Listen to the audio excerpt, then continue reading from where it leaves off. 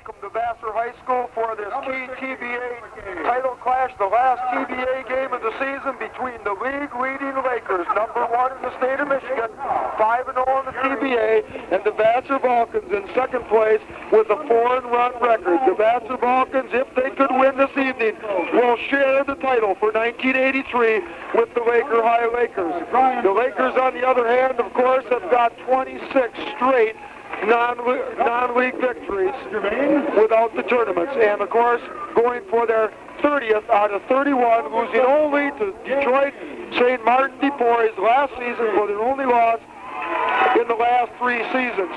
It's Parents' Night at Vassar, and like last week when we were here, they have a huge crowd. They are introducing the parents with the seniors now, and even though the Vassar Vulcans come off a disappointing 28-26 defeat to the Carroll Tigers for their only blemish in the TBA record, they have a chance to share the title, their first since 1977 under head coach Walt Peregrosky. The Laker stands, of course, are filled as usual as the number 1 team in the state, the Laker High Lakers, coming off impressive victories all year, having only one close game, a 14-12 win over the Carroll Tigers.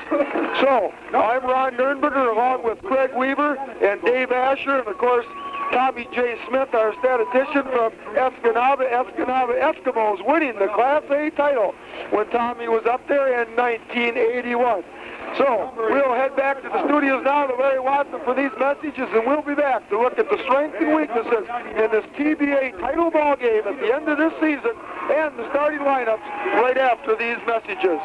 To tie that record tonight, and it would be a good night for him to do it. Well, as we saw, Dave, St. Martin DePoy's got scouts up here, so they're definitely planning on getting to the playoffs and looking for Lakers again this year. Of course, last season, as you remember, the only blemish on the Laker record in the last 3 years was that 1 point, the narrowest of margins, an 8-7 defeat in the quarterfinals, which everybody predicted, Dave. As you know, they knew that was the state championship last year. The winner of that game would win it, and Detroit St. Martin DePoys breezed through the rest of the ball games. Of course, now Lakers come in with some key injuries that I don't feel totally can be replaced.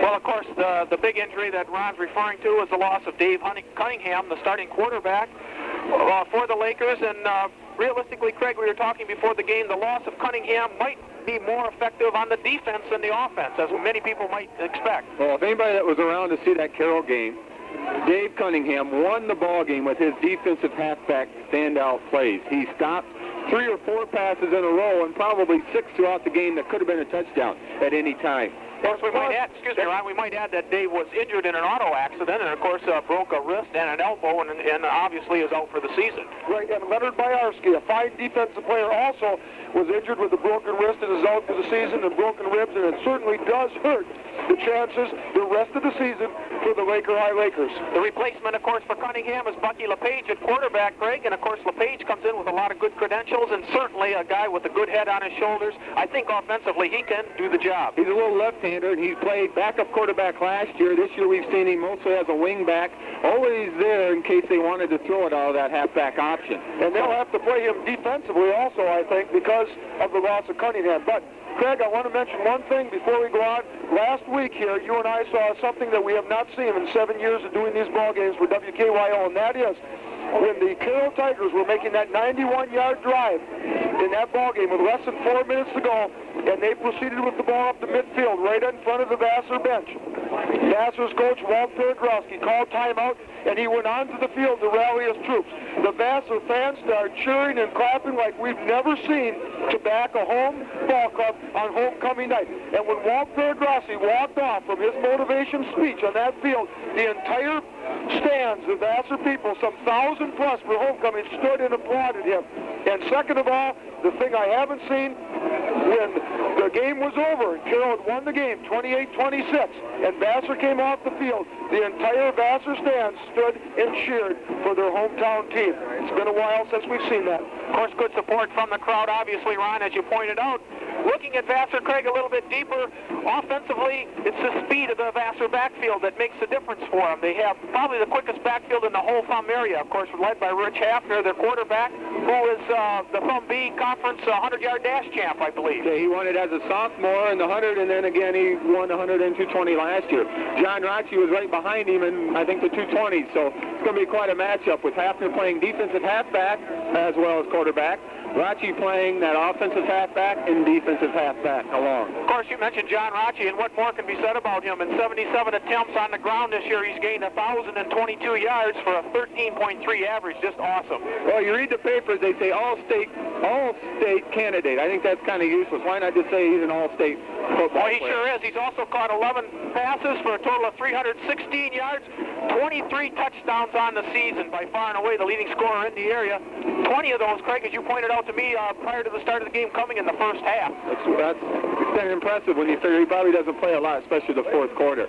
He's only averaged some 13 or 14 carries a ball game for 1,022 yards. And of course, if the Laker High Lakers, with their injuries, which are definitely a detriment to this ball club, but they've got a couple games to get ready for them, if that's going to make any difference, John Rocci still, as always, will get the most print, will make the biggest difference, will be the margin of victory for every game they play from now on. Well, we don't want to overlook Ed Jewell, number 20 for Vassar, and Rod David, number 33.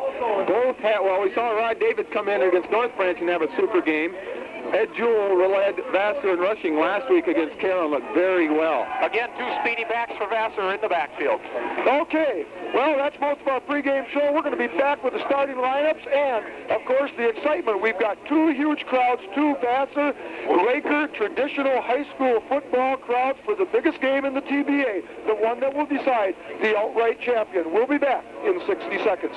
And, of course, tonight's big contest between the Laker High Elkton Pigeon Bayport Lakers, that is, and the Vassar Vulcans. The starting lineup for the Lakers offense tonight will be at center, number 66, Tim Patterson. The guards tonight will be number 60, Jeff Desatel, and number 56, Steve Klein. The tackles, number 76, Eric Bushy, and number 78, Mark Manetti. The tight end tonight, number 80, David Volker. At wingback, number 22, Troy Doobie.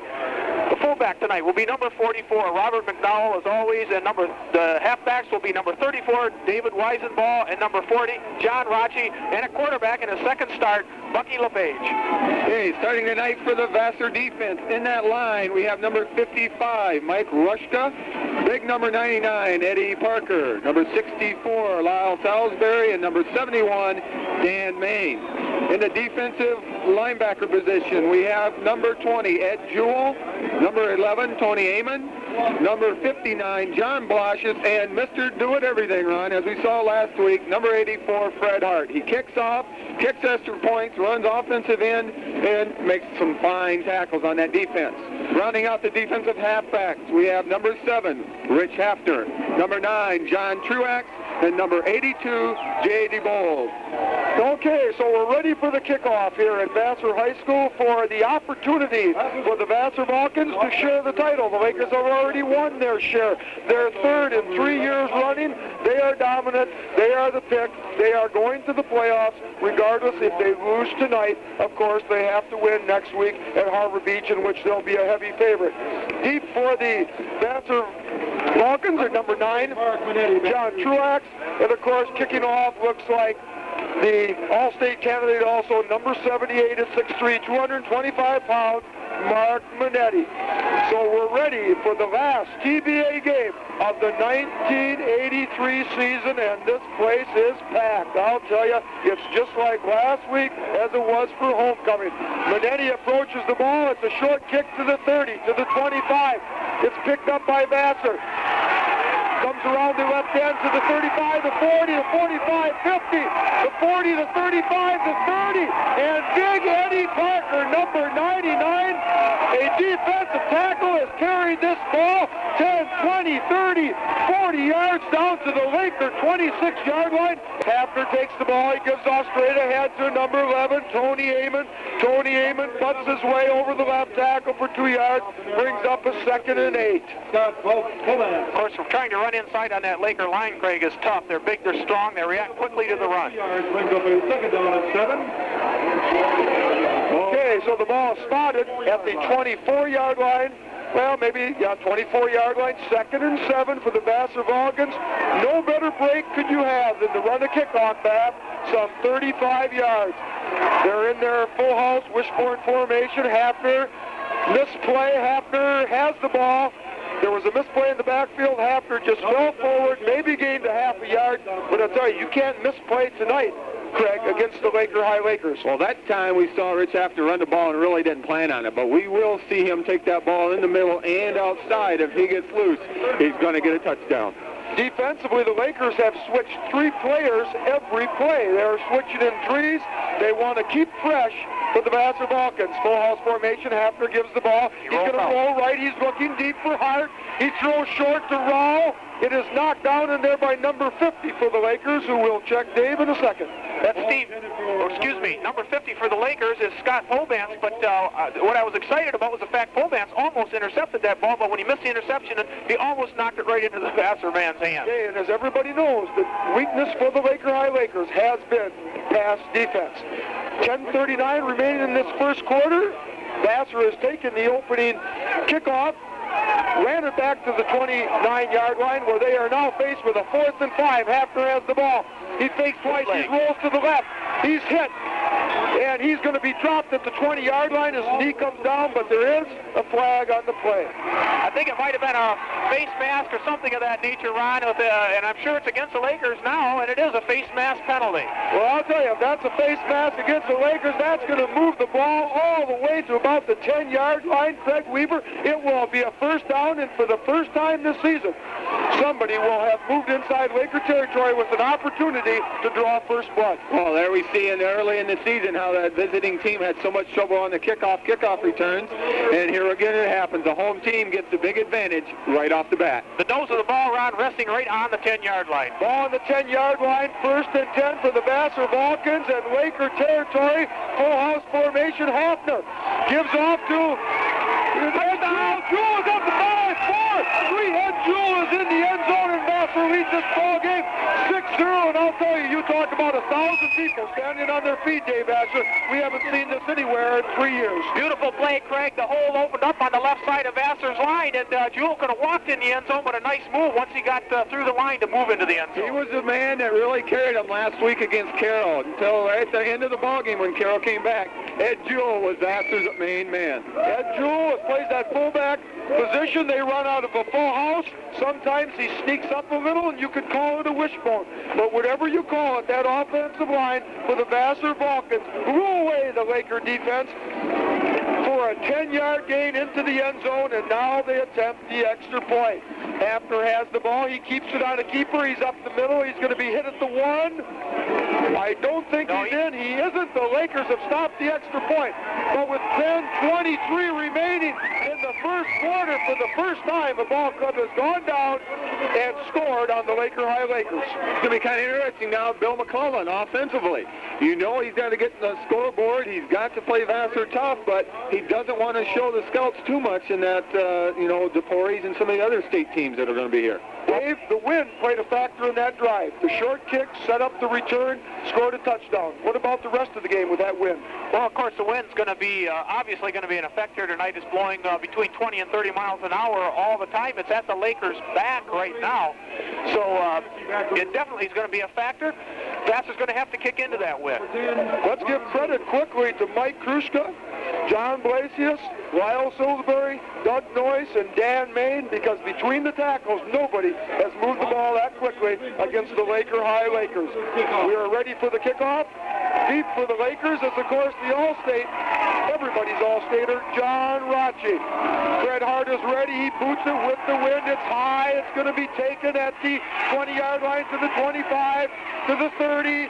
He's hit immediately at the 35 and is going to be dropped at the 36-yard line. It's number 10, Ron Dukes, who was the backup quarterback before Buck LePage, plays a little defense also, brought the ball to the 36, 1st and 10 for the Lakers at the 36. Craig, here we see the key right now to see if Vassar defense can stop the Lakers early. Well, I kind of expect Lakers to open up early to try to spread out that 4-4 defense that Vassar's running. And you have to remember the Lakers will be throwing into the wind. Full set formation. Volker split left. They get the Raji up the off the right tackle, and he's in there by number 76 for the Vassar Vulcans. Matt Schnell. Matt Schnell makes the stop, and of course that's the play. Every game we've seen, Craig, they started this game with the same play. That time Vassar had him. Well, I'm sure Coach McCollum was just, anticipating. It's not changing anything. We're undefeated so far. Things have been going good. Okay, 2nd and 11, a half a yard loss. In motion to the left is McDowell. They give off. No. Yes, they do. They give off to the fullback in there. And he is stopped immediately in line of scrimmage. That was McDowell, and he is buried right now. That'll bring up a 3rd and 11 as the Vassar Vulcans are playing intensive football. I'd be willing to bet, Ron, that's the first time all year that Lakers have been held for no yards any 2 times in a row, no matter where you count it in a game, much less the first 2 plays. Well, I'll tell you, they have rolled over 6 of 7 opponents so mightily that they are not used to the competition they are receiving right now. Throw set, Rodgian, motion to the right, they give off. No, Buckle Page keeps it on the option. He's at the 35, the 40, 45, and he's down the midfield. He fumbles the football, and it is recovered by the Vassar Vulcans. The Vassar Vulcans, number 11, Tony Amon, recovers the ball, and Vassar will have the ball. 1st and 10, leading 6-0 right at midfield. Excuse me, Craig, everyone said all along this is the key to beating Lakers, getting on the board early against them. John Rotche didn't touch the ball, but he allowed Buck Page to get that 10 yards because everybody was watching him. Vassar out of the huddle, full house formation at the 50. Hafner calls. He gives off to Amon over the middle. He gets 1. He's going to carry it to the 49. It's going to be a short one, though. That'll bring up probably a 2nd and about a 9.5 as the Laker defense, that defensive line, so noteworthy this season, Dave, certainly must stop Vassar's attack. Well, the key is going to be that, Ron, and of course we have a timeout on the field right now for the officials as I believe there's an equipment repair going on one of the Lakers out there. Okay. It is. It's Robert McDowell. Oh, and you'll hear about him all night. Offensively playing that fullback position and the linebacker. Popped one of the rivets on his shoulder pad. That's how hard they're hitting out there right now. Of course, McDowell, the key man on that extra point. He was the man who made the tackle to stop Vassar from going in for 2 this points. game may come down to an extra point. Full house formation. Hafner on the crossbuck. He keeps the ball to the right. He's at the 50. He's at the 45. He's at the 41 and driven out of bounds for about an 8-yard gain. It will be short of the 1st down, but a fine gain will bring up maybe a 3rd and 1 or 2 for the Vassar Vulcans. Well, it's going to be 3rd and 1, Ron, that's for sure. And, of course, Vassar with the fine ground game that they've had and the speed have an excellent opportunity to pick it up here, Craig. Look out for Ed Jewell up the middle. Ed Jewell, of course, as Craig mentioned, has been the workhorse. He's been dynamic between the tackles, and that's where you win football games. After calling the signals, 3rd and 1, straight ahead. It's Ed Jewell. It looks like, yes, it is. As Craig Weaver said, he's got the 1st down. Yes, he does. He has the 1st down. Vassar, 1st and 10 at the 37-yard line at the Lakers, and they lead 6-0, and I tell you, they have done nothing wrong. Lakers just standing up on that defensive line. Those Vassar linemen and halfbacks are really firing off in the snap of the ball. Of course, a lot of the criticism, Ron, has been for the Vassar line, but they sure are doing their job tonight. 7:52 remaining. Hafner gives off to Griffin off the middle. It's at the 30-yard line. He picks up 5 or 6, and of course that's not Griffin, excuse me. Number 9 for the John Truax. John Truax, excuse me. John Truax going off the right tackle, and they run that crossbuck in the backfield. They fake the one back and give to another. Very difficult for the linebackers to pick up. 2nd and 4 for the Vassar Vulcans at the 30-yard line of Lakers. Hafner gives the ball to Ed Jewell. Ed Jewell's got 5 yards. He's got a 1st down, and I'll tell you, excuse me, gentlemen, but again, Truska, Palacia, Salisbury, Maine, and Noyce. How have they played? Well, we saw in the North Branch game, Ron, that Rich Hafner is probably one of the better ball-handling quarterbacks around the area. He hides that ball so well and is such a threat as a runner that you really almost got to commit 1, maybe 2 guys to him all the time. Rich Hafner, the leading quarterback statistically in the Thumb B Association, brings his team up to the line at the 25-yard 1st down. They give to Amon off the left tackle, and he goes nowhere this time on the same crossbuck, trying to run the left side. Will bring up a 2nd and 10 for the Vassar Vulcans. Eric Bushy from his defensive end, Craig, with a nice hit on the back. Well, we haven't heard a lot about those linemen from the Lakers yet tonight, and that means that the Vassar offensive line's been winning that battle in the pit so far. Right, most of the tackles have been made by the defensive halfbacks. Vassar out of the huddle, 2nd and 10 at the 25. Hafner keeps the ball. He's looking over the middle. He's got Fred Hart at the 15-yard line. A beautiful pass as Hafner was rolling to his left off balance. Hit Fred Hart at the 15-yard line, and that will bring up, I think it's going to be a first down. It is a first down, Ron, and of course Vassar continues to move.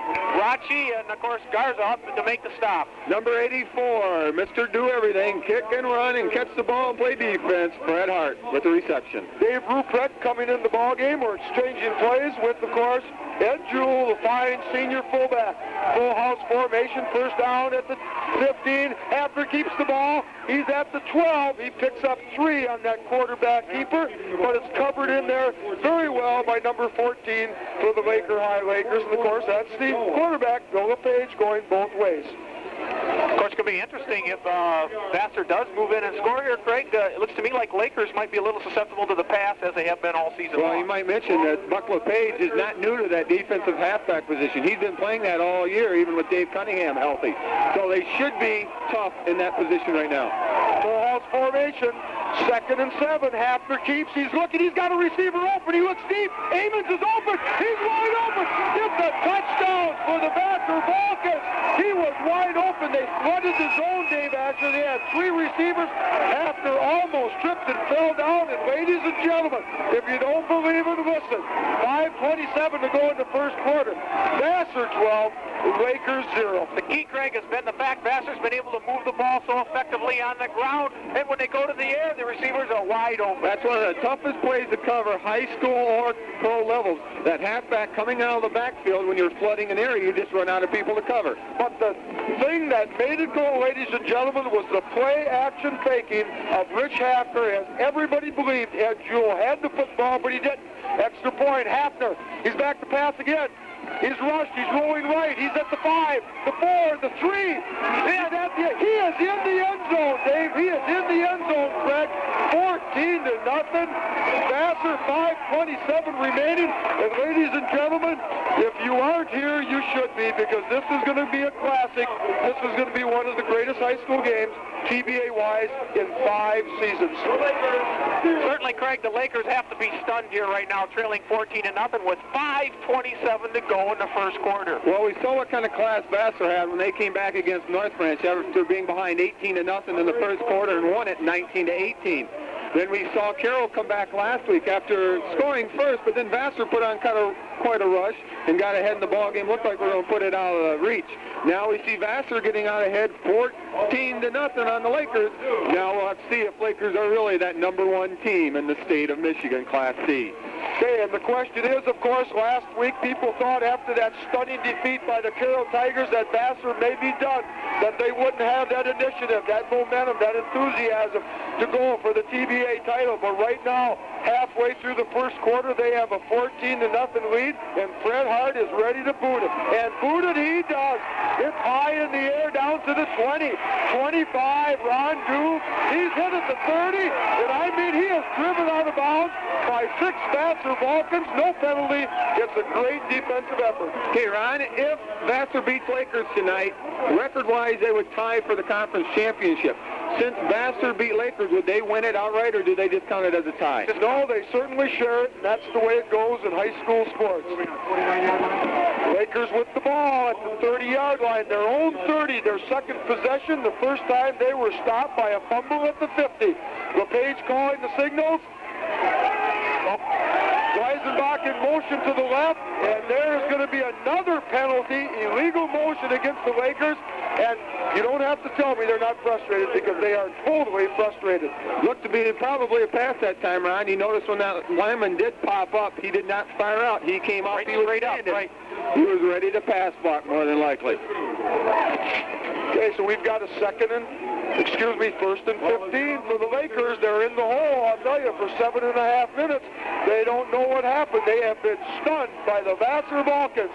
Vassar in a 4-4 defense. They give off to McDowell, the big fullback, over the middle, and he powers his way for 2-3 yards, and he will bring it up maybe a 2nd and 11, but not a big gain that they need on that first down. Well, the first game we saw them of the year when they played USA, Ron, we felt that was probably one of the Lakers' biggest offensive weaknesses was that fullback position. They didn't have that big back that they've had in the past.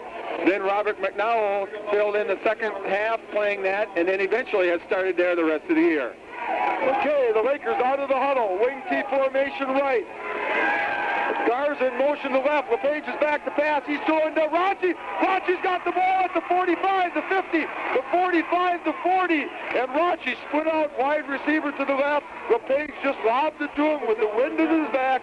Rachi curled it in and carried the ball all the way to the 40-yard line of Vassar. And obviously, Rachi must touch the ball quite often to make a comeback. Well, of course, Rachi streaking down the left sideline. That pass combination good for about 32 yards, Ron. Something Lakers need. Maybe they'll get the momentum swinging their direction. And the Laker fans have seen that same play for 3 straight seasons, and they haven't touched it yet. Swing T formation. LePage gets off to Rachi off the right end. He sweeps. He's hit it. John Rachi will have carried the ball more than he has any game this year. LePage gets off to Weisenbach around the left end. He's at the 35, the 30, the 28. He's down to the 25-yard line of the Vassar Vulcans, and let's give credit to some fine blocking in there. Jeff Desatel, Ron. Steve Klein, Desatel, Patterson, and Bushy, because they popped a hole for the halfback in there, Dave Weisenbach. You might mention the size of Dave Weisenbach there for the fans. He's 5'4", 170-pound junior. Okay, Lakers out of the huddle, and they're moving the ball. First down at Vassar's 25. And we've got another whistle on the play, and we'll have to see who encroached the neutral zone and who probably was offside. And I believe it's the Lakers again. That's their 3rd penalty. The Lakers are having trouble, and to remind you, with 3:27 to go in the first quarter, Vassar leads 14-0. 5-yard penalty will bring it back to the 31. 1st and 15. Lakers out of the huddle quickly. Clock is running. 3:24, 3:23. Wing T right. LePage gives off straight ahead to McDowell, and he dives forward for maybe 1 or 2 yards. Questionable first down call, Dave Asher. Well, what they're doing is they keep testing that line, thinking Vassar might loosen it up, but Vassar has always played tough in the middle, Craig, and of course it looks to me like they're just going to stay right there. Oh, you got to keep them honest, okay? You keep banging away inside, they start cheating inside. Then Rachi, you would rather have him break loose, because if he breaks loose, it's a touchdown. McDowell, probably 15-yard gain. 2nd and 14 for the Lakers. Passing situation, but LePage gets off to Rachi off the right end. He's at the 30, to the 25. He's hit, he breaks away. He's to the 22-yard line before he's driven down. A fine run, and of course, the one thing that sports fans that follow football will realize if they watch a high school player like John, is that John does patiently follow his blockers. Well, that time his blocker paid the tackle, Craig. He just couldn't get around the guys that time. Ran into his own man that time. Okay, 2:25 remaining, sports fans. It's Vassar 14. Lakers 0. The ball is at the 23-yard line. Lakers are moving the football. 3rd and 7. And this is big. Wing T right. Weisenbach in motion left. LePage rolls. He gives off to Rachi straight ahead. Rachi's going to be stopped for about a 2-yard gain. And we're going to have our first crucial play by the Lakers. 4th and 5 in Vassar territory. Well, they're inside, just on the 22-yard line, 4 down territory. I'm sure they're going to go for it. The question is whether they're going to go via the air or via the ground for the first down. Well, I'll tell you, I think that they need it so bad that they have to throw the ball to John Rachi, and I wouldn't be surprised to see him coming out of the backfield on the flare pass, or, of course, to Volker, who is exceptional receiver. But we have a timeout in the field. Just an equipment repair. Eddie Parker's helmet was damaged, and, of course, they threw a new helmet out there with a new head in it, I think, the way they go. First guy, Eddie Parker, Lyle Salisbury, and Dan Main are the 4-down linemen. You don't think they're taking punishment this evening. We do do have a timeout called on the field now, Ron, as the Lakers have decided this is important enough to talk it over, so they're going to take a timeout to see what they should do. Okay, with 1:55 remaining in the first quarter, it's Vassar 14, Lakers nothing, and we'll be back. LePage out of the huddle with his team. 4th and 6 for the Lakers at the 25. LePage rolls left. He's looking deep. He's got Rachi over the middle. Rachi drops the ball at the 5-yard line. Nobody was there. He was wide open. Touchdown all the way. The power of the Vulcans, the motivation, enthusiasm in this ball game so far has finally wrecked the concentration of John Rachi. Well, they had number 22, Troy Doobie, split out to the right-hand side. He was going down 10 yards, post into the middle. John Rachi coming to the left tackle position was coming back across that. He cleared out the zone, and of course it did clear it out. That's the Vulcans, 1st and 10 at their own 20. Hafner gives the ball off to Ed Jewell. He's tripped up, but there is a flag on the play, and we'll have to see this one, I think, may be against the Vulcans for the first time. You might mention that pass by Buck LePage was nothing short of a Dave Cunningham pass. That looked very good. No, nice it was right zone in his pass. hands, helmet high. It's one of those situations where maybe John was looking before he caught the ball, because certainly he was wide open. Great call, great pass pattern by the Lakers. It just didn't go complete, but then nothing has gone right for 11 minutes and 11 seconds in this ballgame. 1:49 remaining. Vassar out of the huddle. 1st and 15 after that penalty. Hafner gives the signals. He gives off to number 22, Dave Ruprecht. Dave Ruprecht stumbles his way up to the 22-yard line for a 7-yard gain. We'll bring up a 2nd and 8 for the Vassar Vulcans. 1:21 remaining in this first quarter. Hafner back, gives off into the middle. Jewell stopped immediately at the line of scrimmage. We'll bring up a 3rd and 9 for the Vassar Vulcans. Vassar moving again that time, Craig, but they were stopped for virtually no gain by the inside of the Laker line. And of course, the Laker defense has manhandled most of the squads all season long. Vassar obviously giving them some trouble. Well, it's going to be interesting to see if Vassar is doing it right now on psych, just that much fired up, or whether they are really that good of a ball team.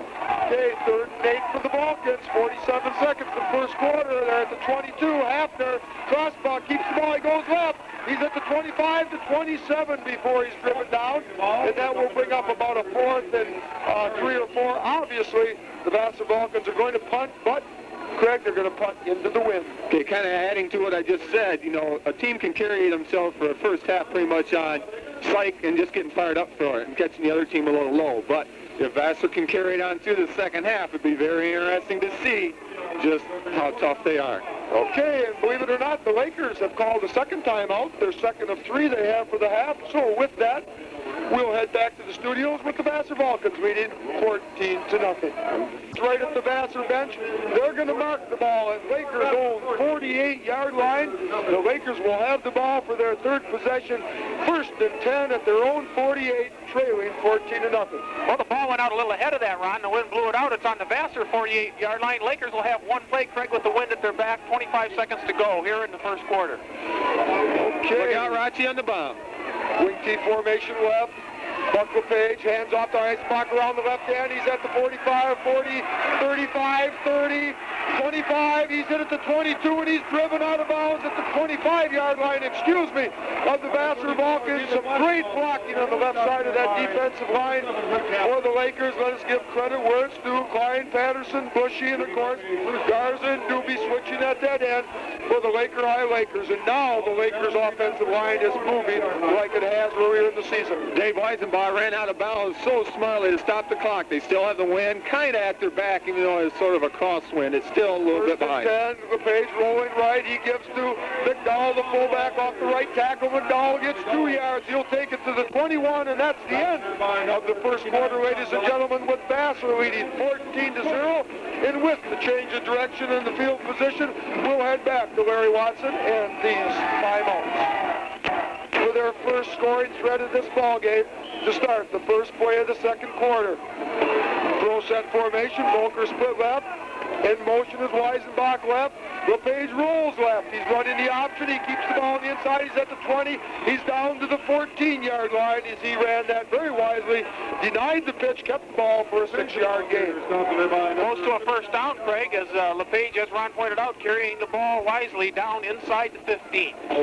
Boy, it's awful close. They're not going to measure. They're going by the lines, and Lines are kind of crooked. I don't know. If I was Lakers, I think I'd have them measured just to make sure.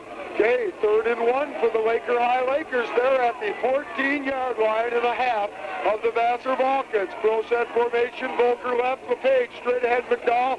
McDowell just dives for the first down. He wasn't trying to get more yardage than that. He just got the first down, a 2-yard gain. 1st and 10 for the Lakers at the 13. Dave Weisenbaugh for the Lakers, number 34. He's carried the ball twice for a total of 33 yards. What a surprise for the Lakers tonight. Lakers out of the huddle quickly again. 11:15 remaining in this half, and they trail by a couple of touchdowns. Pro set formation, Raji in the backfield along with number 24, Binder for the Lakers, and there's a flag on the play, and this time Eddie Parker jumped offside for Vassar and actually made contact, Ron, on one of the Laker ball players. Okay, so that's going to move the ball up another 5 yards. We're going to have the ball placed at the 8-yard line, it looks like. 1st and 6, 1st and 5 at the 8. Couldn't work any better for the Lakers. Now they have number 44 back in there to Robert McGowan to run that fullback position. Volker split wide to the left again. The page calls the signals. He gives off to Raji off the right tackle. He's at the 5, the 4, 3. He's down close to the goal line, but he's going to be short. It's going to be placed at about the 3-yard line. 2nd and goal for the Lakers. Boy, John runs with some real authority inside there, Ron, and if you'll notice, he always has those shoulders perpendicular to the sidelines, runs with great balance. Okay, that is a first down, and the ball is placed at a 3. 1st and goal for the Lakers, 10:51 remaining in the second quarter. Vassar ahead 14-0. Roll set formation again. LePage gives off to McDowell. McDowell carries it down, maybe to the 1. He's certainly not in the end zone, but will bring up a 2nd and goal at about the 2 or the 1-yard line. I'm sure the Vassar defense has heard Rachi's name all week in practice, and they're making him earn his all-state candidacy tonight because they are sticking him every time he's got the ball, and even I've seen him swat him a couple times when he didn't have the ball. Volker out of the ball game, guards the back end, carrying the play. The ball is spotted at the 1, 2nd and 1. Wing T formation right. They give off to McDowell. McDowell dives. He's close to the goal line. He is into the end zone. The Lakers have finally scored. 10:07 remaining in the second quarter. Vassar 14, Lakers 6. Greg, as you pointed out, the character of the Lakers showing through right now as they did drive down the length of the field, making the score 14-6 right now, just prior to the attempt for the extra point. The question is whether Vassar can hold up the rest of this game. Well, that certainly is the question, and we're going to find out on the ensuing kickoff when Vassar will get possession. Extra point, high formation. Oh, it's a wing, single wing. They hike to Rachi. Rachi fumbles the ball into the end zone. Yes, folks, it was the old single wing. Rachi got the direct snap. Everybody, all of the backs were to the right side. He carried to the 1, fumbled into the end zone. The extra point was not good, and Vassar leads 14-6. Looks like John Rachi's getting up a little injured there, Ron. Might have been an elbow or a hand, but he's up walking, but he's got kind of a limp. Well, he was stuck good when he fumbled. He certainly, as I said, didn't fumble into the end zone intentionally. He was stuck at the 1-yard line. He is walking off the field slowly. There's no question about it. I think he will certainly be back, but the young man is limping. But regardless, with 10:07 to go, Dave, Vassar still is in control. Receive the Vassar. Right now they are, of course, leading 14-6. The extra points mean so much in this high school game. Okay, and of course, Minetti is ready to kick off. And deep for the Vassar Vulcans, of course, we have number 25 in there for the Vulcans is Steve Sykes, who wants to run it back, and number 6 in there, Jeff Bader, another senior, and of course, Tony Amon, who carried so proficiently in the first quarter. So Vassar will get the ball with the wind at their back with 10 minutes remaining in this half. Minetti ready to kick, just waiting for the signal. There's the kickoff. It's a short one taken at the 30. by Parker. He's at the 25. He cuts up and is hit, and he carries the ball at the 37-yard line. And I'll tell you, the way Eddie Parker carries the ball, if I were Vassar and got inside the 10, I'd turn him into a fullback awful quick. If this game is close at the end, I was going to say it'll be in the favor of Vassar because they do have that better kicking game and can always go for that kicking extra point rather than trying to run it. Point out that the tackle was made on Parker by Dave King, number 42 for the Lakers, 5 foot 940 pounds, Ron. He was a sub for John Rocci, too, I think. Okay, John Rocci is certainly back in the ball game. 5-man line employed by the, no, 4-man line by the Lakers. Vassar gives off the right tackle in there to either Ed Jewell or Tony Amon. We'll have to check it out. He picks up about a 2, maybe a 3-yard gain. It is John Truex, excuse me. 2nd and 7 for the Vulcans at their own 41-yard line. Well, we've had that problem every week that we've done the Vassar game, Ron. They have 4 or 5 backs that they run in and out. They all look about the same build, and they all run the ball very similar. I'll tell you, Rich Hafner will not probably get the total credit that's due to this young man this season for faking the football. Hafner keeps it on the right side. He's up to the 30, 40, 46-yard line maybe, about a 5-yard gain. But that's still, Dave, that'll bring up a crucial 3rd and 2, 3rd and 3 for the Vulcans because obviously they want to maintain the first downs. They sure do, and of course, as Coach Walt Paragoski said prior to the start of the game, they must maintain ball control against the Lakers. They cannot let the Lakers get up on them at all this game. They certainly can, and with 8:51 to remain in this first half, ladies and gentlemen, and of course, Vassar still leading 14-6, 3rd and 3, full house formation. Hafner, Jewell up the middle. He's going to be right on the marker, maybe inches short, because obviously we got a pretty good view. Great press proximity, great facilities at Vassar High School, of course, provided by Athletic Director Ori Romansky, and I think they're going to have to measure, Dave. Oh, they're definitely going to have to measure, and of course, it is so close right now, I hate to even guess. That tells you how close it is, and I've got a good view of what's going on. The question is, if they are 2 inches short, and they are 1 yard into their own territory, Craig, do you go for it with everything going your way so far? Do you go out and pull out the stops, or do you punt it and play it safe with the wind at your back? Well, Ed Jewell hasn't been stopped for a loss or no gain tonight. John Truex hasn't, and Rich Hafner. It's academic now, Craig. They made the first down. Well, Walt Paragoski just wiped his brow and said, thank goodness I don't have to make another major decision. We'll leave it up to the ball players. It's a first down for Vassar. They're moving the football. They're at their own 49, 1 yard short of midfield, and they are leading 14-6. Full house formation, or wishbone if you want to call Jewell up tight behind the quarterback. They give to Jewell. He's up the middle for 1, 2, maybe 3 yards. And again, just as before, Dave, you said ball control. A lot of people didn't believe that ball control this year would be successful against the Lakers, but for a quarter and a third, Vassar has done it. They have, and of course the tackle made by Mark Minetti that time showing his strength, Craig, as he grabbed Jewell by the back of the shirt and just held him there. The guy couldn't move. Kind of way he does in the middle of that the lane in the basketball in there, Ron. Just kind of grab and push. Well, let's not mention that right now. Enough problem. 7:54 remaining. Vassar, 2nd and 7. They give off to Amons off the left side. He gets 3, 4, 5 yards. He's going to be down inside the 45-yard line, and I think maybe 1 yard short of the first down. We're looking at 3rd and 1, fellas. Well, 3rd and about 2, Ron, but the thing that's amazing me is the fact that the Vassar line is out-dueling the Laker defensive line without question tonight, Craig. Vassar with the upper hand in the lines. It's been a long time since we've seen an offensive line move the Lakers out. In fact, we haven't seen it except for the one close ball game that the Lakers had, and that's when Carroll did. Full house, 3rd and 1.5. They give to Jewell. Jewell's across. He's down to the 40-yard line. He is at the 40, and we've got another first down for the Vassar Vulcans. And I'll tell you, Fred Hart at one end, Roland at the other, Blasius, Trushka, and the rest of them, and Maine and Noyce inside, and those young men are super. And Joe, the ball carrier, he is one of the rushing touchdowns for the Vassar Vulcans tonight.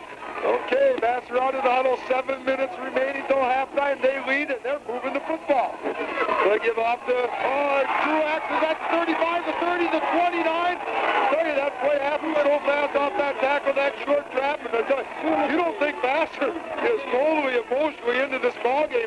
It may as well both be tied for first place, because if Vassar wins, they're going to feel that they are league champions. Bill LePage making the stop, Craig. It was almost a touchdown-saving tackle by him. As you said earlier, Ron, I was kind of sorry to see Vassar get beat last week, figuring they wouldn't be fired up for this game, but they are ready. They're going out for a tie. And evidently did them good. First down. Truax give to Amon. Amon's off the left tackle for 2. He's going to carry it down to about the 26-yard line.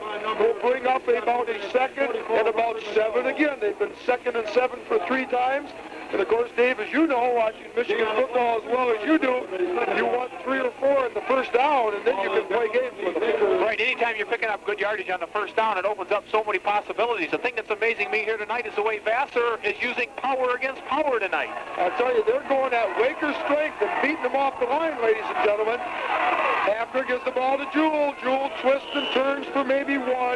That will take it to the 25 and bring up a big, crucial 3rd down play. 3rd and 5.5 for the Vassar Vulcans with 5:50 remaining in the half. Kind of interesting how Coach Bargrowski seems to work his runners. He seems to run them 2-3 times right in a row, and then you won't hear much of him for 4 or 5 plays, and then all of a sudden 2-3 right back to him. He's really giving them a rest. He's got 4 good running backs. Whole house key, Full right? house again. Hafner keeps. He's looking. He's got Amons open. It's short. Amons has the ball. Oh, they call it no good. Amons was wide open on the same play, Craig Weaver, that they scored the touchdown on. The ball was short. They called it a trap. Looked like he had it, but great judgment call. The ref was in perfect position. He was 2 yards away from the play. He pointed right where the ball hit. I think the ball even had a little green mark on it. Yeah, a little short hop. So, great 3rd down situation, and 5 for the Vassar Vulcans. They come up with the right play, and the thing they do so well is play, action, pass. But now it's 4th down, 5.5 to go, 4th and 5 at the 25. Full house. Hafner rolls left. He's looking for McDowell. He's looking for Hart. He's going to run it. He throws deep to McDowell. In the end zone. It is intercepted by John Rocci. John Rocci drops the one knee in the end zone, and the Lakers have stopped the Vassar drive. The ball will come out to the 20. 1st and 10 for the Lakers. Well, Rocci made the interception, Craig, and an important thing right now is when he went up, he kind of twisted his knee again, and I think that's what the problem is. I think his right knee is really bothering him. You were saying before the game you thought he had knee problems. We hadn't heard that recently, but quite obviously there is a problem. He might have had his shoulder pad in that thigh, you know, got kind of a thigh bruise too. It'd be interesting to see just what he ends up favoring throughout the ball game. I'll tell you, Vassar moved the ball very well on that drive, very, very well, but they came up short on an interception in the end zone by John Rocci. But LePage called it in. He gives off to Weizenbach off the left tackle. He's at the 25, the 30, the 35, the 40, the 45, the 50, and he's driven down right on the 50-yard line, the 45-yard line of the Vassar Vulcans, and the Lakers are coming back quickly. And as Dave pointed out, John Rocci just sort of walking around out there. He's sitting down in the huddle right now, Ron. I think it'd be wise to get him out of the game. Of course, I don't know if Coach McCullen knows how badly injured he is, but Craig, he couldn't even follow that play. But the thing is, John Rocci just being on the field, you lose 2 guys defensively because you got to watch him just in case. John Rocci, winged left, wide receiver right, LePage fumbles the ball. No, he gives to McDowell. McDowell's at the 50, and he's all the way down to the 45, and I'll tell you, that game is close to being a fumble. He fumbled the ball. He actually fumbled the ball. It landed on the back of the guard, and McDowell picked it off the back of the guard and took off with it. I tell you, Dave, and of course you've seen a lot of ball games. In fact, this has so far in a quarter and a half been as exciting and as well played a high school football as we've seen since the playoffs 2 years ago. I think out of the huddle, 4:25 remaining. Lakers moving the football. They give off to Rocci off right tackle. He's at the 50 going laterally. He's at the 45, the 40, 35. He cuts in. He's hit right at the 31-yard line. And I'll tell you, the young man didn't have a knee problem on that play because he turned the corner and outran the opposition. I don't know if our listeners could hear the crowd, but it was kind of interesting. They all thought they had Rocci for a 5, maybe 8-yard loss. That's right. And all of a sudden he run around the corner and everybody just quieted down. The thing is, he's so deceptive. It looks like he's not running hard, Rod, because the upper part of his body doesn't move, and he's just so smooth. Well, the best interpretation I've heard described to John Rocci is he is a man playing against boys in high school football, and on that play certainly was. 4 minutes remaining. Lakers moving the ball. Wing T. Vassar is offside. Eddie Parker again, and I'll tell you, Eddie Parker's had 2 5-yard penalties against him, but he's done more for the football team than he has against them for those 2 5-yard penalties. Getting back to being the ball game as compared to last year, really that the last game we saw Lakers play against the St. Martin de Porres was marred by a bunch of mistakes, both teams fumbling, almost trying to give the game away, where tonight we haven't seen that other than a few 5-yard penalties here and there for both teams. 1st and 5 for the Lakers at the 25-yard line of Vassar. Full house formation. They give off to McDowell off the left tackle. He picks up 2, 3, 4, 5 yards. That will be a first down, and the Lakers have another first down at the 20-yard line of the Vulcans. Tim Patterson, number 66, a junior guard, leading the way for McDowell on that play. Talk about doing a lot, or able to do a lot on offense when you have 1st and 5 after a penalty. It really had the Vassar defense in a hole. Exactly. 3.5 minutes remaining in this half. Lakers are moving the football, but they trail 14-6. Some confusion on this play coming out of the huddle, Ron. Right. Raji to the left. LePage gives off to Weisenbach around the left end. He's at the 20, the 15. He's at the 10. Cuts back. He's hit. Then he drives himself to the 12-yard line, and so far the best ball carrier on the field has been, no question, Dave Weisenbach for the Lakers. Well, Weisenbach moved down to the 6-yard line, Ron, putting the Lakers inside the 10-yard line again, trailing 14-6. Very important time of the game for them. Okay, so we got a timeout in the field. Vassar calls timeout, and with that, we'll head back to the studios for these messages. Look at the blocking in there.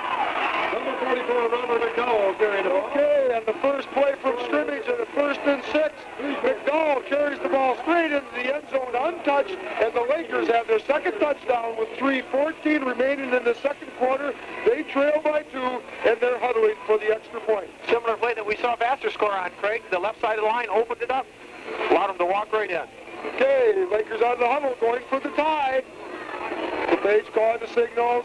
Guards in motion. LePage carries the ball, keeps it. He's at the 1. It's going to be close. We'll wait for the signal. He did not make it on the quarterback option. LePage was stopped. Garza was in motion, but he was covered too. Good decision by Buck LePage, but he was stopped at the goal line. It's 14-12 Lakers. And with that change of possession and the ensuing kickoff, we'll head back to the studios for these messages. Okay, we're back at Vassar High School with 3:14 remaining in this second quarter. The Lakers have scored 2 touchdowns, have cut the lead for the Vassar Vulcans of 14-12. Weisenbach kicks off it short into the wind, taken at the 30-yard line, and fumbled, but recovered immediately at the 35 by the Vassar Vulcans. So Vassar will have possession with 3 minutes remaining in the second quarter, and they lead 14-12. Well, if that last drive by the Lakers didn't prove anything else, it proved that they are not just John Rachi this, John Rachi that. So far in the game, Dave Weisenbach carried the ball 4 times for 67 yards, mostly on that sweep to the left. He's got the guard, the tackle, and Rachi all out in front leading the way. Hey, in the backfield for Vassar, Ed Jewell, Rich Hafner, John Truax, and Rod David also. Full house formation. They give off to Truax off the right tackle, and he gets about maybe 1 only. Bring up a 2nd and 9 for the Vassar Vulcans. 60, Well, the biggest weakness we've seen of the Lakers tonight has been that kickoff. They're just not getting any distance from the kicker. Maybe both times. Maybe see a different kicker when it comes down to the end of the year, next week and then the week after. Okay, the wind's certainly a factor in this ball game right now, but Vassar has it at their back. They give off this time to Jewell straight ahead. He is tripped up in there by number 60 for the Laker High Lakers. I think that's Dessedell, isn't it? It is, Ron, and of course that's the second tackle in a row for him. That time he stuck the Vassar back, putting him down for no gain. Well, there's no question in talking to other coaches in the Thumb B that he is one of the all-week candidates, either defensively or offensively. And as we know, folks, the Laker High Lakers will have a bundle on defense and offense. That's the first time they've been able to stop Jewell for no gain. Okay, 1:55 remaining, 3rd and 8 for Vassar. Hafner has the ball, he's rolling right, he's looking deep, he's got Amon short, and the ball is thrown short at midfield, and Hafner is driven out of bounds as he makes the throw, and now he's down on one knee on the sideline, Dave. He's on the track, not back on the field. Putting a shoe on is all. He had his foot stepped on by Mark Manetti, who was putting the heat on him, Ron, and I think that's the only thing wrong with him. Well, Mark Madetti's 6'3", 225, and Rich Hafner is about 5'10", and 160. When you step on one foot, you probably stepped on both of them at the same time. Vassar going to punt, 4th and 8 with 1:48 remaining. There's the snap. Kick is away with the wind, but it's going to be to the right. It's going to be out of bounds, possibly. No, it stays in. It bounces all the way down to the 27-yard line. A fine punt by the Vulcans. No return by John Rachi. Lakers will take over with 1:37 remaining, going into the wind, but the ball's at the 27, and I can't believe they're going to play conservative. As we said earlier, if it comes down to an extra point ball game, it's going to be in the favor of the Lakers. Or I'm sorry, Vassar, because they have that kicking game. They have Fred Hart sitting in the wings, waiting to kick the winner. 1.5 minutes remaining. Lakers out of the huddle, first down at their own 27, and I got to believe they're going to want to throw the ball and look for another score. LePage hands off to Rachi off the right tackle. He cuts in at the 25. He's at the 30, the 35, the 40, the 45, the 50. He cuts back at the 40. He's hit at the 35 from behind. But, as Dave Astor just pointed out, and that was a tremendous run all the way from the 27 to the 34-yard line, but a flag on the play. It's either a clip or a hold, Craig. I couldn't tell, but it was thrown right in where the line was blocking there, and I thought I saw holding going on. Well, like, Lakers got that guard pulling out, coming from the inside, trying to get out in front of Rachi, and he knows how quick he is. He knows he's got to get out there, and that defensive end of Vassar, linebacker, cornerback out there was doing a nice job of trying to fight him off, and I think he might have hooked him. Right. So a fine 35-yard run by John Rachi is going to be called back. That would have put Lakers, Dave Asher, into scoring position down at the 36-yard line, but it's going to be brought all the way back to about the 21-yard line. First down and 15 at the 21 with 1:15 to go in the first half. Craig, what do we expect them to do now? You think they're going to run it again? I think they will. I don't think Bo McCollum is going to throw up the interception and give Vassar a chance to score again before half.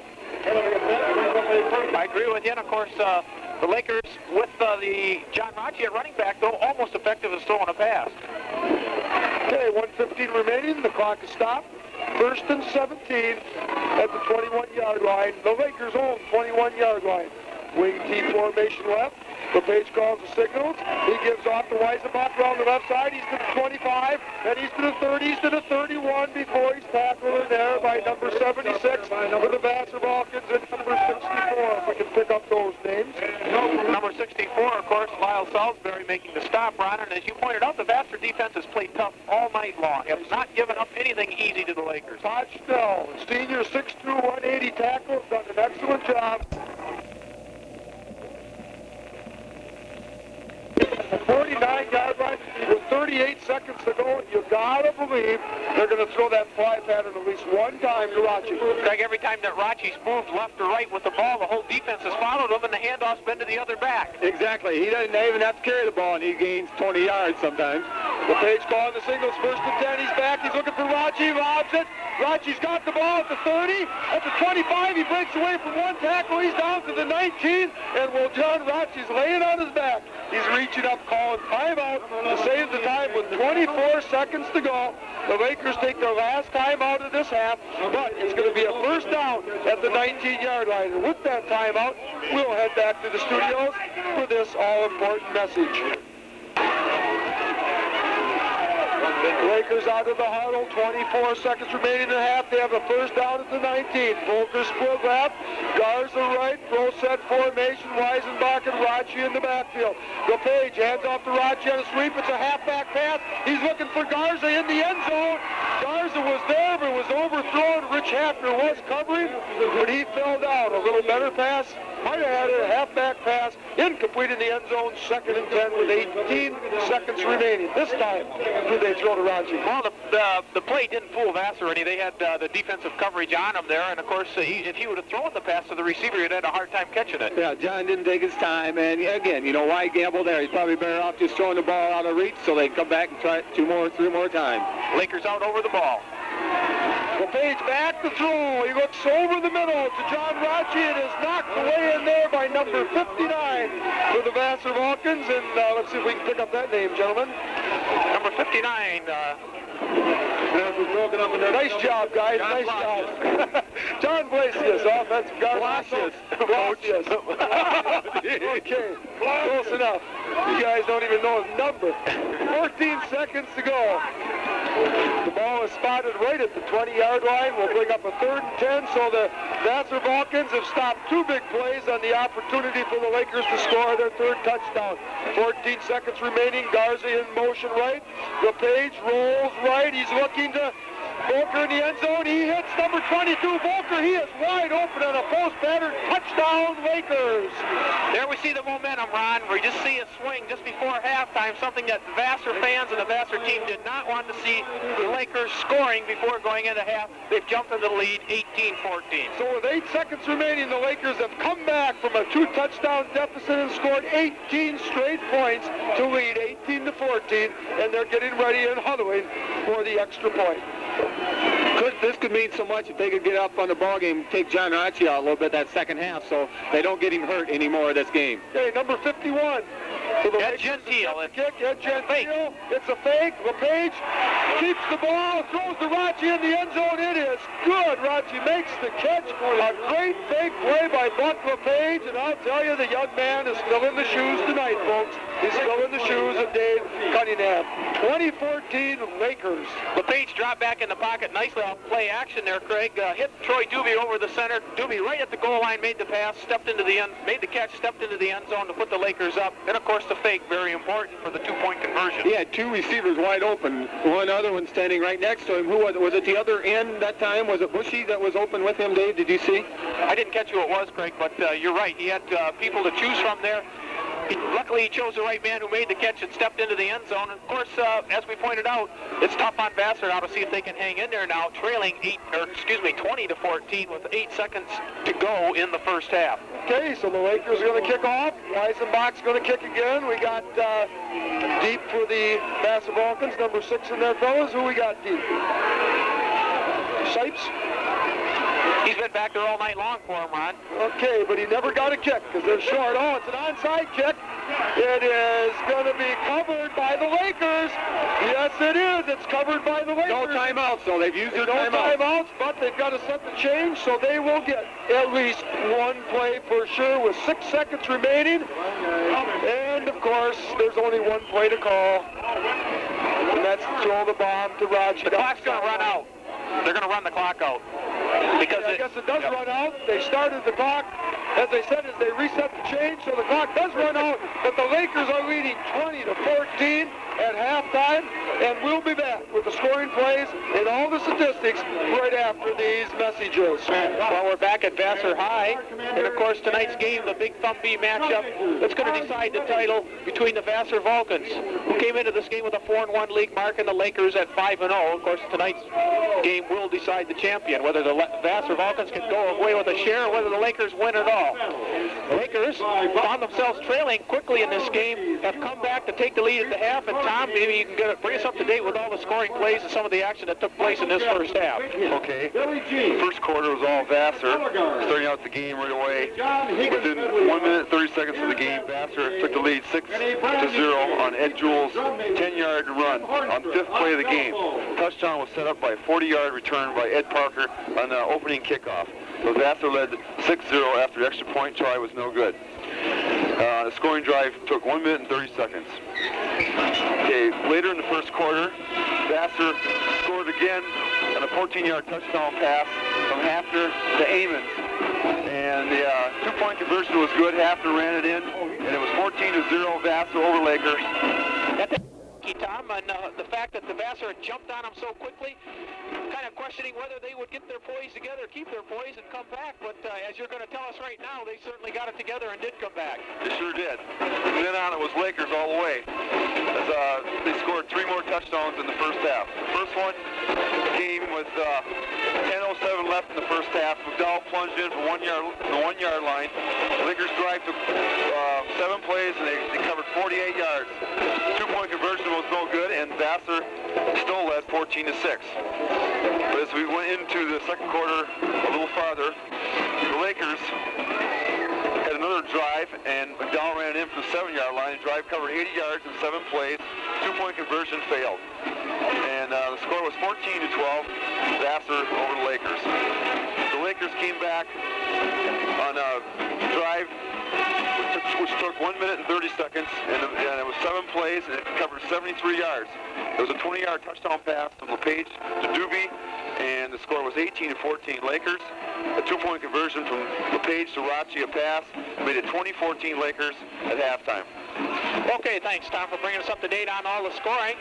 And here, with some of the valuable and indiscriminatory statistics, your friend and mine, Greg Weaver. Thank you, Dave. Okay, here for the Vassar tonight. Individually, we have number 20, Ed Jewell. He's carried the ball 8 times for a total of 29 yards with 1 touchdown. Number 9, John Truax, has carried the ball 4 times for 22 yards.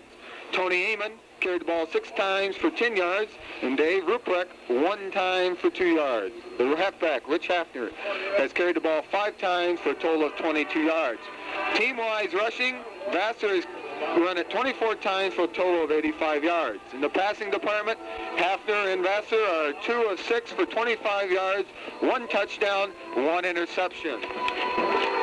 For the Lakers tonight, individually, we have Dave Weisenbaugh, number 34, probably the big surprise to Vassar, and many of the fans are here tonight. 5 carries for a total of 75 yards, mostly on that sweep off that left tackle. Robert McNall, the big workhorse inside, number 44, he's carried the ball 11 times for 52 yards. He has 2 touchdowns, one of 1-yard run and an 8-yard run. John Rachi, number 40, he's only carried the ball 6 times and only has 25 yards, but he's got a lot of defenders following him, which opens up the way for Dave Weisenbaugh and company. At quarterback, Buck LePage, number 14, he's carried the ball twice for 17 yards. Team stats, rushing, identical to Vassar. They've carried the ball 24 times, but they have 169 yards gained on the ground. Passing department, Buck LePage along with John Rachi have passed the ball 6 times, completed 3 for 82 yards with 1 touchdown via the pass. Of course, Craig, we pointed out, we've talked about it throughout the game so far, the fact that Vassar has been running inside the tackles against Lakers, and of course the Laker defense has been renowned all season long for stopping that, but Vassar putting it to them. Well, we saw it last week when we were here to watch that great Carroll game between Carroll and Vassar, and that John Truax and company tonight has been the big ball carrier, Ed Jewell. Okay, Rod David we haven't seen tonight, possibly an injury, and Tony Amon have, a lot of ball players in there, all similar. Rich Hafner does a nice job of faking that ball, so it's very tough on that Laker defense to find out where the ball is at times. Right, Vassar runs similar to the offense that Bad Axe used a few years ago, and they had success with it. Well, they may, and of course, as Craig pointed out earlier, St. Martin de Porres coach and their scouting staff are here tonight. We had an opportunity to speak with them before the start of the game. They're very concerned over the Lakers. They've heard some good things about the Lakers. They especially wanted to get a good look at John Rachi against a good team, because they knew Vassar would give them all they could handle, and Craig, that's proven to be the fact that Vassar has given them all they can handle. Well, last week at homecoming, we said honestly that we had not seen anything better. The fans were the most enthusiastic we've seen, and even in the losing cause, the Vassar Vulcans got a standing round of applause from their fans, and I've got to believe they're going to come out in the same enthusiasm and motivation that they started this ball game with. They led 14-0. They played super football. 28 seconds remaining in this halftime. They're teeing up the ball already. Fred Hart, that is the Vulcans, and the Vulcans will kick off. The Lakers will receive the ball. And of course, the imperative thing here for the Vassar Vulcans is stop the first drive, get the football. Just like it was in the first half, what they had to do, Craig, is they got to get control of the ball. They got to stop Lakers from coming back early. As Lakers lead in this game 20-14, another touchdown could almost put the game out of reach. Well, Vassar lost a lot of momentum right there at the end of the second half, or first half, the second quarter when Lakers scored. But if they could stop them now, maybe even cause a turnover, they could get all that momentum right back, and this could be a whale of a ball game. Okay, Fred Hart is waiting for the signal from the official for the kickoff. Deep for Lakers are Ron Dubes, and of course, at the 12-yard line, John Rachi. The kick is high and deep, and will go to Dubes at the 20. He goes up the right side. It's a reverse to Garza. Garza's back to the 20. He's back to his 15. Cuts up to the 20, the 25, the 30, and he's tripped up in there by number 50 for the Vassar Vulcans. And the ball is going to be placed at the 31-yard line. Steve Smith making a stop for Vassar, Ron, and as a matter of fact, that reverse gained a total of 5 yards, Greg. Well, Well, kind of interesting. Bill McClellan, I think, showing as much as he can tonight. Just watching those scouts trying to write it all down. That's that much more they have to practice for to play the Lakers. Hey, Lakers out of the huddle. The ball is placed at the 31-yard line. Their own 31, they lead 20-14 after trailing early in this game, 14-0. Wing T left formation. Buck LePage gives off to Weisenbach around the left end. He's at the 20, the 25, the 30, 35, 40, 50, 45, 40. He was tackled 3 times, and he drives all the way to the Vassar 37-yard line. And if there's been any player of the game other than the outstanding John Rachi, you have to give credit to Dave Weisenbach, the halfback for the Lakers. Well, we've been saying that John Rachi opens it up for him, but that time Dave Weisenbach went 35 yards on his own and did a super job of making some cuts inside that really makes it difficult to tackle him. We broke 3 tackles, and of course at only 5'4", it's hard to find his ankles, and that just was the problem that Vassar had. So the ball is going to be placed at the Vulcans 39. First down, wing T left. LePage calling the signals. He's back to pass. He's looking deep to Rachi. Rachi is open. He's got the ball at the 10 and falls down, or he would have had a touchdown. Rich Hafner was guarding him at the 10-yard line, but Rachi had to go high into the air. A great pass with the wind at his back by Buck LePage. Sure was, and of course Rachi with total concentration on that, Craig. Even with the defensive man moving up on him, it looked like he might get hit, but he kept his concentration on the ball, made a nice catch. That's a little behind, but the only thing that stop was a touchdown. It's still a 30-yard game. Lakers out of the huddle quickly. First and goal at the 9-yard line. They're leading 20-14. LePage, wing T right, gives off to Rachi off the right tackle. He's at the 10, the 5, the 4. He just outruns everybody, and he outran down Lakers into the end zone. And Dave, as you said before, he just glides into the end zone. He does. I've never seen anything like it, Ron. I've never seen anything like it, Craig. It looks like he's almost effortless running out there, and yet he's just streaking away from everyone. Trying to watch him in track the last couple springs, you hear fans in the stands say, well, how come that kid's not running very hard? How come he's not working? Just think how fast he'd be if he worked. But he's just so smooth, it doesn't look like he's working at all, but yet he's moving. The young man is so talented that he makes it look effortless, and that's what all great athletes do. It's Lakers 26, 14 for Vassar. The kick is up by Gentile. It looks to be good. It is. The extra point kick is good by Ed Gentile, and the Lakers lead 27-14 with but 1 minute gone in this third quarter. How come he's not kicking off? That extra point went as far as their kickoffs have been going. Farther. Well, that's the first time they were able to kick with the wind at their back, and the Lakers take advantage, and I'll tell you, you talk about a turnaround, but let's give credit both ways where credit is due. The Vassar Vulcans playing tough football, but the Lakers are the #1 team in the state, and they leave no doubt in anybody's minds, leastwise the scouts that are here tonight, Dave. Well, Ron, of course, this shows the character of why they're rated #1 in the state, and of course, you have to have character like this in order to be rated #1 in the state. If you got to be able to come back from the games that you get behind in, and they've done that a couple times so far this season. They came back against the Carroll Tigers with 2 minutes remaining. They took the ball at their 26 and marched 74 yards and scored with 6 seconds to go to win 14-12. They trailed this evening 14-0, and they have scored 26 straight points. Weisenbach back to kick. It's a short one again. It's going to be taken by Eddie Parker at the 25. He's at the 30, cuts back, 35, the 40, the 45. He's hit at the 49 and driven out of bounds, but Parker, I believe, is there a flag in the play there? Look who made the tackle there, Ron. It was Dave Weisenbach, number 34. You have Eddie Parker, probably 6'1", 6'2", 210, 212. You got a little Dave Weisenbach, but he didn't take anything for granted. He stuck him and put him right out of bounds. I actually saw some Laker players on the field. The ball is at the 49-yard line for the Vassar Vulcans as Eddie Parker brings back a kickoff. Again, full house. Hafner calls the signals. They give off and across buck to Amons. Amons is at the 46, the 45, and he's driven back to the 46 into Lakers territory. Second down and about 6 to go for the Vassar Vulcans. Ron, you got to be careful. When you ask Dave questions of stuff going on down the field, you got to look, see which eye he's looking out of, because he may not be able to see it if it's his bad eye. And he is a ref, by the way. I shouldn't have mentioned that maybe now. Well, I heard he's going to start reffing boys basketballs, and we just put his name on the blacklist at Cass City. We want him blackballed out of that gym. Rich Hafner calls the signals. He's going to pass. He's back. He's looking for Amons.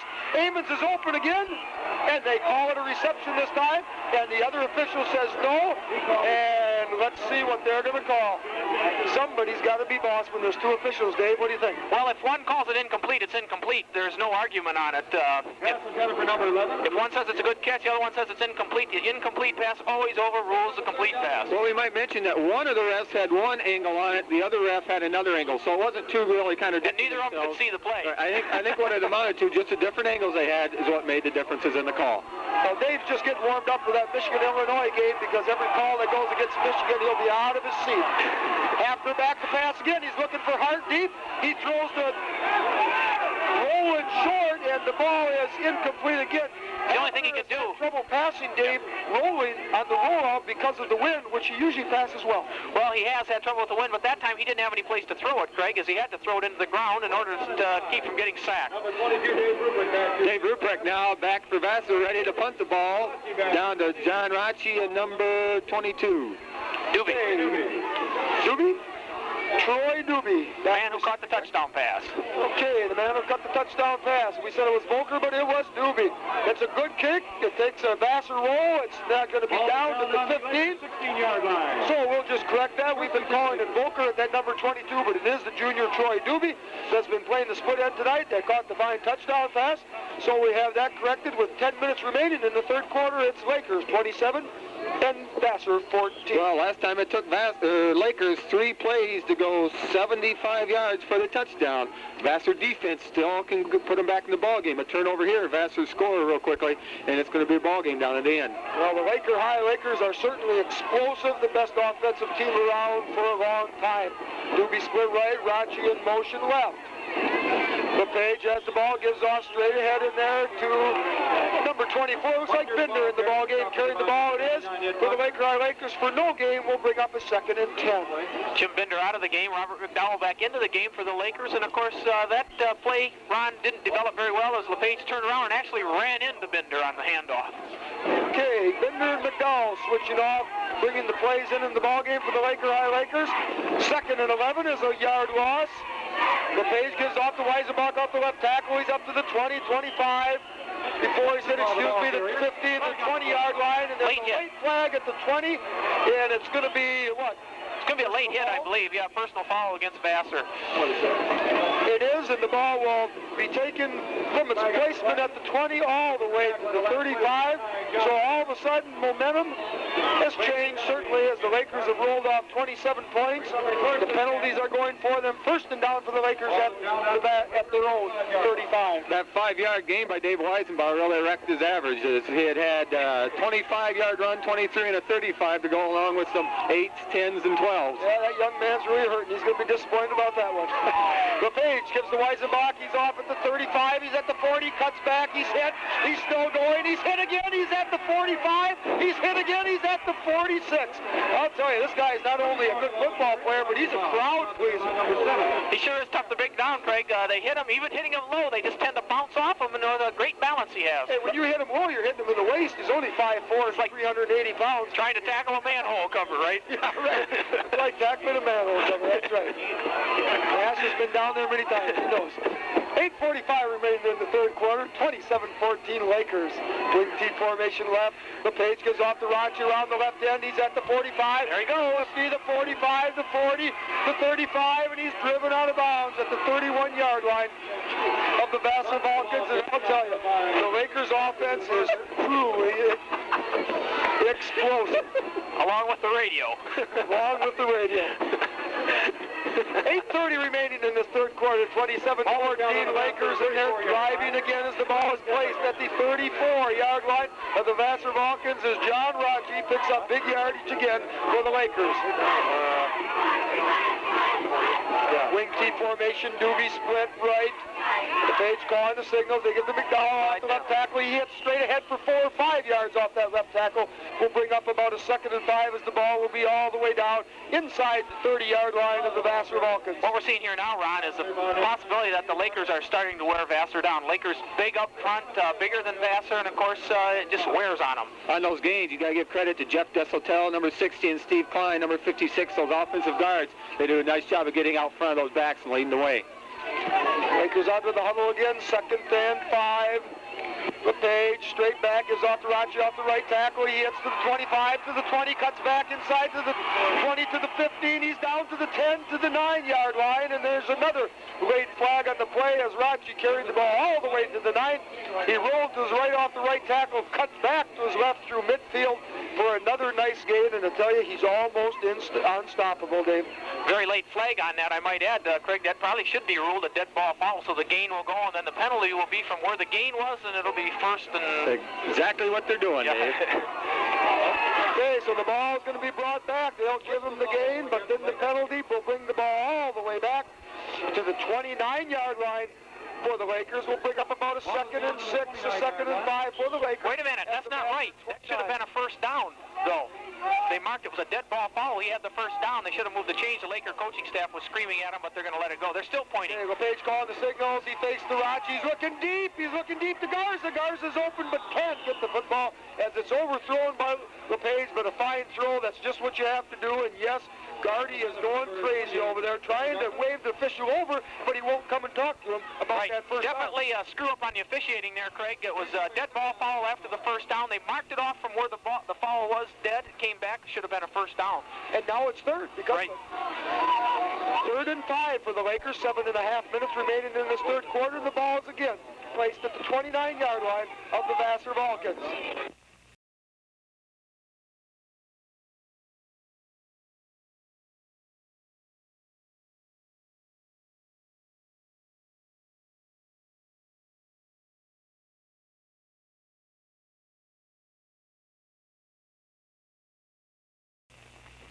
Points and are moving the football again, but now they're faced with a 4th and 5 situation. Go to the air. The 29-yard line in motion, Garza to the left, and there is a flag, so we're going to have an offside before the snap against one of these ball clubs. It'll be 4th and 10 now.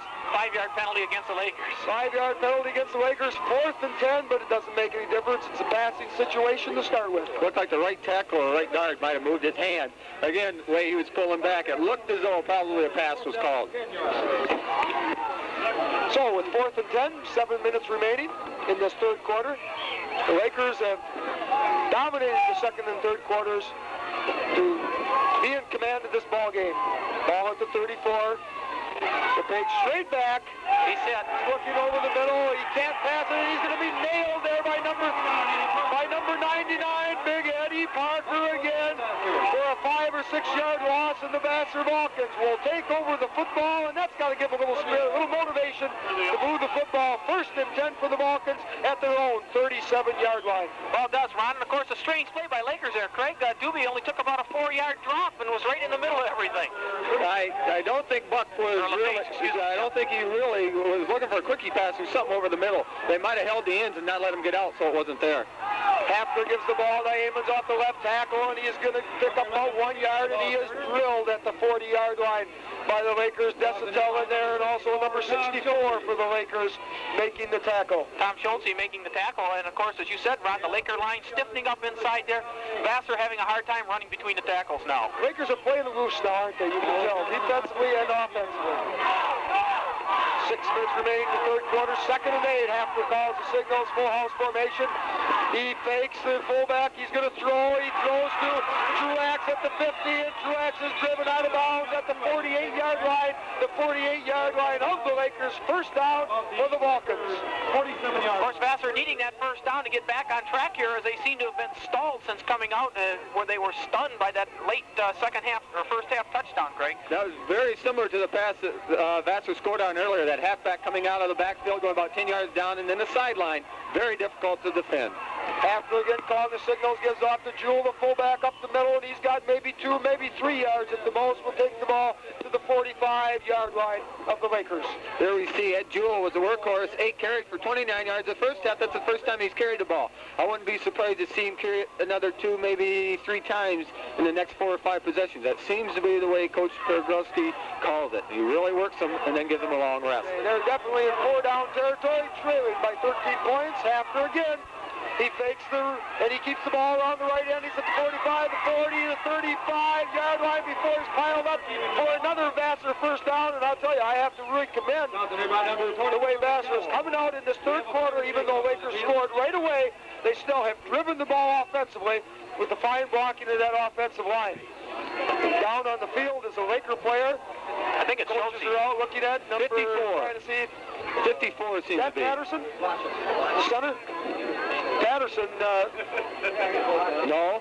Schember? Kurt Schember, but I don't think it's him. I think it's 64 who was injured on the play. Okay, so we do have a Laker player down in the field, and he is down. I mean, they're talking to him quietly, let's say, at the 40-yard line. So with this break in the action, we'll cut back to the studios for these important messages. Okay, we're back at Vassar High School for this key TBA ball game in which the Lakers have come out to a resounding 27-14 lead after trailing 14-0 in the first quarter. We have a Laker player injured on the field, and they're taking a lot of time, very careful with him before they get him up because he looks to have maybe a fairly serious injury, Dave. Well, I don't know if it's a serious injury or not. I think they're just making double sure that there's obviously nothing wrong with him before he gets up, but he's getting to walk off under his own power, and it is Schultze, and he seems to be all right as he heads off the field. Now, that young man started school at Michigan Lutheran Cemetery, and 3 weeks ago came back to Michigan Lutheran Cemetery. What did I say? Cemetery. Did I say that? I thought they were going to put him I know what you think of him. I know you're not real high on the program over there. But okay, we'll turn the play-to-play over to Dave Asher. Okay, Vassar out of the huddle again. First down. After rolling left on the keeper again, he throws. He's got Truex open at the 25-yard line, and Truex drops the ball right in his hands on that roll left. Number 9. As Hafner could not get the completion. Truex had the ball, but fumbled it. Number 60, Jeff Desatel, leaping up in front, trying to hit the ball. Might have got a hand in the way where it was hard for him to see, but he's all over the field. Offensively leading the way on those sweeps, and then defensively making the tackles. Okay, and as we were saying earlier, Schultze was at Michigan Lutheran Cemetery earlier in the season, and 3 weeks ago transferred back to Laker High School just to play football, and he certainly has helped it. Full house formation. Hafner back, rolling right. He looks for the short pass on the screen over the middle to Jewell. Jewell has it at the 30, and he's going to be dropped at the 28-yard line, short of the first down. We'll bring up about a 3rd and 3, a fine over-the-middle screen play. I thought that happened the other way. I thought they went to the other types of schools in the state rather than coming back to the public schools. Huh? Don't get us going on the parochial situation. I didn't say parochial, you did. some of the other cemetery schools around. Right. Oh, boy. Where are you, John Tomlinson, when I need you? 4.5 minutes remaining. Hafner with the football gives off straight ahead to Jewell, and he drives to the 20 to the 18-yard line, or the 23, excuse me, so the Vassar drive is still alive. Another first down for the Vulcans. Well, with 4:31 to go in the third quarter yet, Vassar moving the ball. Craig, a touchdown here would certainly get them right back in it. Oh, most definitely, because that right now is 14-27, as you said, and they've got a whole other quarter. And if there is a favor with the win, they would have it at their back the last quarter. They are moving the ball as good as they did in that first quarter when they scored 2 quick touchdowns. First down at the 24. Hafner with the ball, keeps it rolling left again. He's looking deep for Rao. He can't find him. He's being chased. He throws it over the middle to Amon. Amon caught the football at the 10-yard line. I thought there was interference. They did not call it, but they have the ball at the 10, and it's going to be another first down for Vassar. Well, Hafner's speed keeps him out of trouble, and it's been keeping him out of trouble all night long, Ron. He's the best quarterback we've seen in 3 years, bar none. Lakers had pressure on him the last few times he's passed, but he just plain outruns them. They can't keep pressure on him for very long as he's rolling out on each pass play. Hey, Vassar knocking at the door with 4 minutes remaining this third quarter. Hafner gives off to Jewell. Jewell goes straight ahead for 5 big yards, and we've got to mention that offensive line for Vassar because trailing by 2 touchdowns, they still are blocking in there just like they did in the opening drive. Mike Krushka, John Glacius, Salisbury, Noyce, Maine, Hart, and Rowan are exceptional blocking this evening. Ball's on the 5-yard line, 2nd and goal. Excuse me, 2nd and 4. They could get a first down. They give to Jewell over the middle. They fake to Jewell, and Hafner keeps the ball, and the keeper drives right behind the fullback down to the 2-yard line. We'll bring up a 3rd and 1 at the 2. That's Hafner who's shaken up on the play. And Hafner got drilled on that. He faked the Jewell, and then he just kept the ball and snuck right in behind Ed Jewell's block. And he's coming off the field. Yeah, Had a foul run that time. Yeah, he did. He met head-to-head with one of the Lakers. I'm not sure who it was in there, but it was one of the Laker linebackers, and of course he's coming off holding his... How many times have you seen that where they put in another quarterback and then they fumble the snap? But Vassar, of course, Calls timeout. going to take a timeout here, and with that timeout, as they try and recuperate the Rich Hafner, the quarterback, we'll head back to the studio for these messages. Okay, so the Vassar Vulcans have the ball at the 3-yard line of the Lakers, but Rich Hafner was injured, and there it looks like they're going to put Tony Amon in at quarterback. And I'll tell you, Vassar has a chance to score 3rd and 2 at the 3-yard line. Be a quarterback keeper, probably. Signals. Full house formation. They give off straight ahead to touchdown. Jules in the end zone for a touchdown. So Tony Amon comes in and takes the all-important step. And folks, we got ourselves a ball game again with 3:10 remaining in the 3rd quarter. The Vulcans score and make it 27 for the Lakers, 20 for the Vassar Vulcans, and an all-important extra point. Right, it sure is important this time, Craig, with Lakers leading 27-20. 1 or 2 points here, very important. And what's more important before this is whether Rich Hafner is going to be coming back or not, Craig. That time the quarterback didn't look too bad in there, Tony Amon. He did a nice job. He faked the ball real well. It's not John Amon, I'll tell you that. Tony Amon. Crucial snap that young man had to take. They're out of the huddle. Hafner is back at quarterback. He gives off, and he keeps the ball in the option. He throws in the end zone. It's caught. It's caught and fumbled in there by number 81, Mike Rowland. They had the catch, but a great defensive pressure put on him. He could not hold on to the football, and Vassar is screaming for interference in the end zone. Now, what they were saying is that he had caught the ball and had possession long enough in the end zone to rule it a catch. It doesn't matter if he fumbled it when he hit the ground. That's right. That's what they are arguing about, is whether he had possession before he hit the ground. But they say no. 27-20, the Lakers, 3:10 remaining in this 3rd quarter. And the ref was right there. You know, it's different if the ref makes a call and is out of position. But when they're right there, it's kind of hard to argue it because, again, they're 2-3 feet from it, and they can see what's going on better than we can from up here. I'll tell you, we've got 47 points put on this scoreboard already this evening with 3 minutes to go in the 3rd quarter. We got another quarter to go. And the Vassar Vulcans, Dave, could have rolled over and played dead when they were scored 27 straight points against them. But on that drive, they looked as good as they did in the 1st quarter. Looks like we got a new game here, Craig. It looks like Vassar's come back. They're ready to play again. Just like last week against Carroll, you know, great offensive teams, and the defenses aren't that bad. It's just how much superior that offense is. What's happened, though, is Hafner's basically taken over the show, Ron, and, of course, he's so explosive, can do so many things. He's doing it for him. Certainly is. Fred Hart kicks off into that win and drills it to the 20. Rachi takes it right up the middle, 25-30, 35-40. He's hit. He fumbles the ball. Vassar has the football. I believe Vassar has the football at the 41-yard line of Lakers. They do. Number 50 received the fumble for the Vassar Vulcans at the 43, and the Vassar Vulcans have an opportunity to take it in. And like I said, we got lots of football left. Number 11, Tony Amon, the man that just came in to run the quarterback, put a solid hit on John Rachi, hit him right in the chest where the ball was, and the ball just squirted out. Steve Smith making a recovery. Number 50, as Ron pointed out, and of course, Vassar with an opportunity now to jump into the lead, possibly. I'll tell you, Dave Vassar called it right on the head when he said that Rich Hafner is taking over this ballgame. He's the best athlete on the field right now, along with John Rachi. Of course, Hafner has the ball. He gives it to Jewel. Jewel breaks to the 30, the 25, down to the 24. Line on a quick opener, and I'll tell you, that offensive line is just blowing them to pieces. Another first down. Vassar has the ball on the Laker 25. Well, we got ourselves a game, as we said, Craig, and it's getting more and more exciting as we go along. And as Ron said, they haven't rolled over and played dead at all. Boy, they haven't. I'll tell you, last week they were ahead 20-6 against Carroll. Carroll came back and went ahead 22-20, and Vassar moved right down the field to go ahead. First down, full house, Hafner. He rolls left again. He's looking. He's at the 20. He's going to be tackled in there by number 88 for the Lakers at the 25-yard line, and we've got a personal foul flag after the play, and I believe it's going to be against, the coaching staff of Vassar High School. What they were talking about was there's a possibility of a late hit by the Lakers. They didn't throw a flag, and of course the coaching staff got a little excited. Going wild. Got a technical technical foul. Don't get that excited. Technical foul will have 2 extra point kicks. No, the ball will be at the 40-yard line. Now that 15-yard penalty certainly hurting the drive of the Vassar Vulcans. But worse than that, it brings up a 1st and 25 at the 41 for the Vassar Vulcans. But they are still in 4 down Laker territory.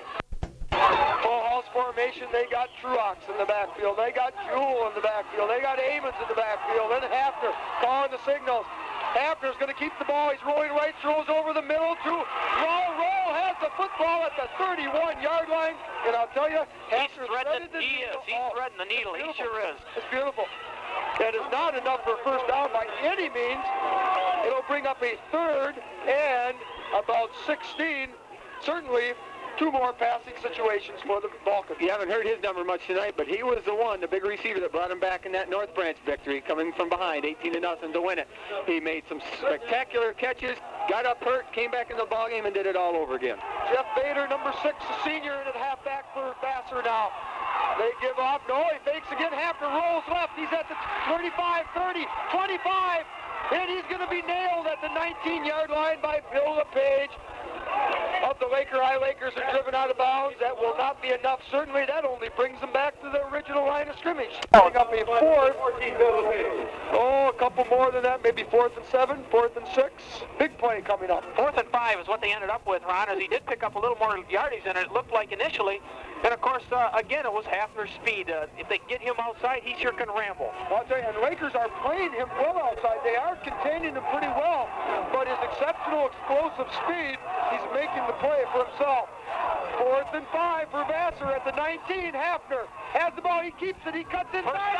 First down. He's hit at the 9-yard line, and he's driven to the turf in there by number 40, John Rocci, and the Vassar Vulcans have picked up a first down, and Rich Hafner is down. I mean, he is down on the field this time. That was the hardest hit we've seen by the 2 best football players in the field as John Rocci drilled Rich Hafner. Well, you know, John Rocci knows how it feels because he's been on the receiving end of those hits many times this ball game tonight. Hafner only has the wind knocked out of him, I'm sure, Ron, and of course he's going to be back in, but the thing is he's going to have to sit out this play. Hafner actually gets up, runs off the field. He'll be back in the next play. Tony Amon is going to come in and hand it off for the touchdown. That is a problem when you have to bring in another quarterback on the play, but let's give credit to the coaching staff and the fine substitution that they have ready. 37 seconds in the 3rd quarter. The Vassar Vulcans first and goal at the 10. Amon's calling the signals.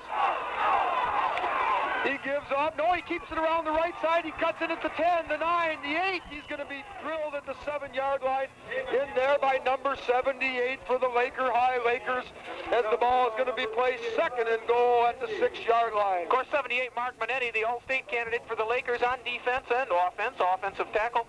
But the thing is, when they did have number 11 in there, Ron, obvious what they're going to do is just run him left or right or have him hand off quickly inside. Well, I'll tell you, he is still in the ball game, folks, and that's the end of the 3rd quarter. When we return, the Vassar Vulcans will have the ball 2nd down on the 6-yard line of the Lakers with a chance to tie this ball game.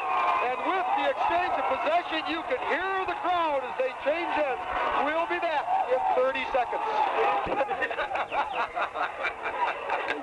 We're back after high school amidst the laughs of the Brown brothers, Craig and Dave. Excuse me. Always come up with some comment during the commercials, folks. Inside handoff. Signals. He gives off straight ahead to Jewell. Jewell drives that ball to the 2-yard line, maybe the 3-yard line. Ruprecht made the... Hafner is back in at quarterback. Amon is in the backfield, and the Vassar fans are so excited. They're telling us what to call up here from the stadium, and rightfully they should. Hafner back in the ball game, and that's going to bring up a 3rd and 3 at the 3-yard line. They've got 2 downs to punch it in to tie this ball game. Vassar out of the huddle quickly. Hafner calling the signals, full house. They get off to Jewell straight ahead. He's in the end zone. Vassar has scored again. And I'll tell you, there's pandemonium on the field. The Vassar football players are going crazy. The people in the stands and around the field at that end zone, and I mean there's 50 kids standing right by the goalpost at the end of the end zone, and Vassar has closed it to 1. Of Vassar's 4 touchdowns tonight, Ron, Ed Jewell has scored 3 of them on the ground. Of course, Vassar can feel it now, Ron. They can smell it. That upset is definitely here in the making. What are they going to do? They're going for the tie. Okay, they're going to go tie it up. Of course, they have the wind at their back, and obviously a great decision because Fred Hart is the best kicker we've seen so far. Waiting for the snap. Fred Hart will attempt it. The kick is up. It's good. I mean, it's right down the middle, and the Vassar Vulcans have come from behind from a 2-touchdown deficit, and this ball game with 11 and a half minutes to go in the fourth quarter is tied. Of course, we're going to have to see if the Lakers now can compose themselves, Ron, as Vassar has done. Obviously, they've regrouped. They've done the things that they've had to do. Lakers now must do the same thing. What a test for the playoff-bound Lakers. Regardless, as we said, there's a 99% chance that they even lose this evening, they can go to the playoffs. But this is the test they need to get them there. If they go on to win the state or do well in the playoffs, they ought to come back and thank Vassar for really pushing them, man. Vassar may, even if they do beat them tonight, it's going to make them work that much harder in practice again to get them over the hump and get them to that state championship. Okay, and we've mentioned it 3 or 4 times tonight, but let's not exclude the importance and the great determination of Fred Hart, Dan Main, John Blasius, Mike Kruschka, Lyle Salisbury, Doug Noyce, and Mike Rowland as they punch the ball down the field for another Vassar touchdown. Fred Hart is ready to kick off, and with 11 minutes to go, we got a totally new ball game. 11:24 remaining in the ball game. Well, the wind blew the ball off the tee just as he was getting ready to kick, Ron, and of course he has to re-tee it back up. The Lakers looking possibly a little down on their side of the field right now. That's surprising with the wind blowing as hard as it has been all night. That's the first time we've had trouble with the ball being blown around on the kickoff. I'll tell you, if Vassar stops this offensive drive and gets the ball back, they might take it in again.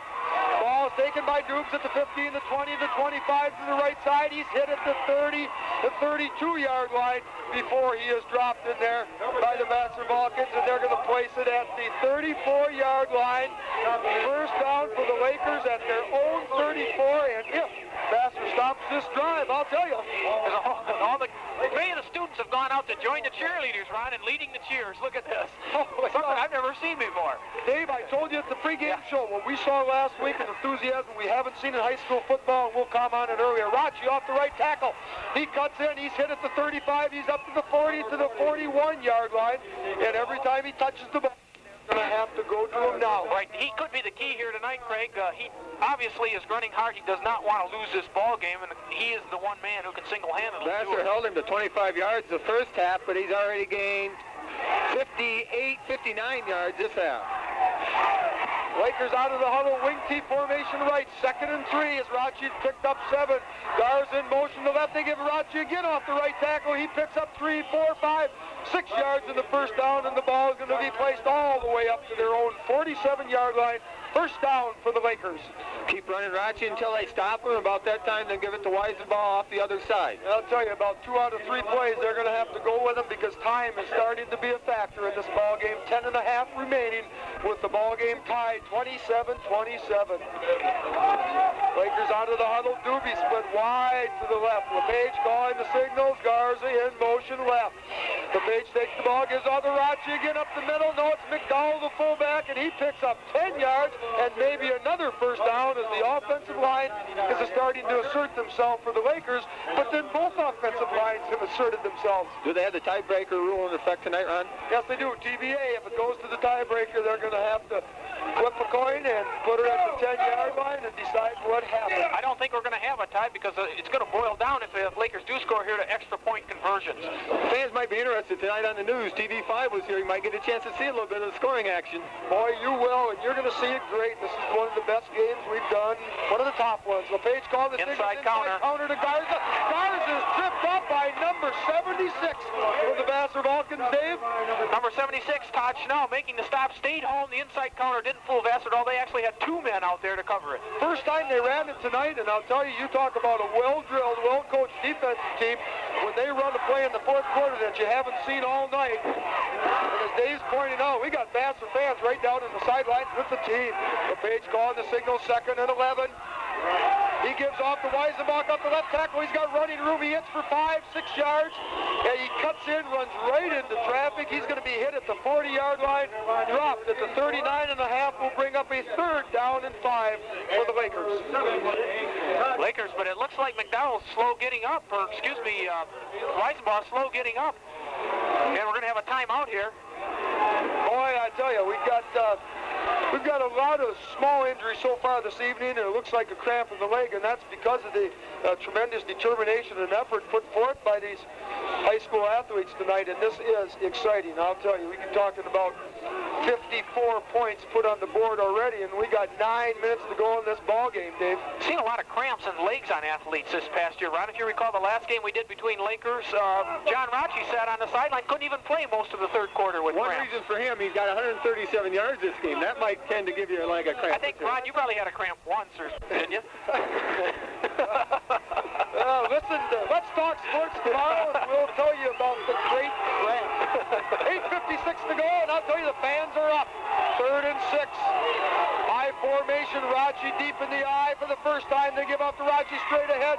He hits for 4 yards before he's hit, and the Vassar Vulcans hold him on 3rd down, but we're in 4th down territory, Dave. We're looking at a 4th and 2 for the Lakers, and I'll tell you, they're pretty powerful. Could be the biggest play of the game for the Lakers right now, whether they score or not. The fact is, if Vassar takes over right now, they do have that kicking game. It'll be the biggest play of the game for Vassar.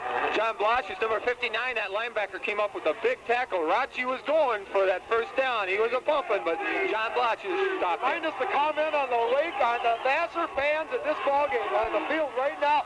They give up to Rocci off the right tackle. He's in through 5-6 yards. He's got the first down. He's up to 25. He's still going. He's hit 4 times. He's still going. Oh, my goodness. He breaks away to the 15, to the 12, to the 11, to the 10. Unbelievable. Best single run we've seen this year. He was hit 5 times below the waist, and they could not bring him down. The ball is going to be all the An way unbelievable run, Craig. Simply unbelievable. That run, biggest play of the game. that run never would have been there if it hasn't been for Jeff Desatel leading out. He wiped out the cornerback that was coming up to stop or slow down John Right, Rocci. let John get his Just momentum knocked him up. right out of the way, and John Rocci then took it on his And own. we've got another player injured on the field, and with this time out in the action, we'll head back to the studios for these messages. Okay, we're back at Vassar High School with 8 minutes remaining in this ball game, and the score tied 27-27. We have a Vassar player injured on the field. The ball is going to be placed at about the 11-yard line, a first down for the Lakers. Number 11, Tony Amon, was shaken up on the last. He was the last guy to finally hit Rocci, and he was the one who finally stopped him. But unfortunately, Amon's still out on the field. I don't think it's a serious injury, but of course, everyone out there making sure that they don't get him up too soon. I think what people don't realize when we talk about the talents of John Rocci, and certainly is talented, but the young man is 6'1", 192 pounds, and he looks trim. And you talk about hitting the man and trying to bring him down. He's 192 pounds, a solid football player. I'm kind of surprised that John Truax, number 9 for Vassar, isn't down also. He was the one that I think got leveled by Jeff Desatel coming up trying to make the play, but that guard just wiped him right out and opened the hole for John Rocci. A lot of teams wish they had an offensive line that averaged 192 instead of your best back. You saw that against when Bad Axe had that great team that went to the semifinals. They had that guard that pulled out in front of the backs every place they went. Tony Amon up and is okay off the field. Okay, Lakers out of the huddle. First and 10 at the 11-yard line. LePage called the signals. He gives off to McDonald straight ahead, and he stopped nowhere.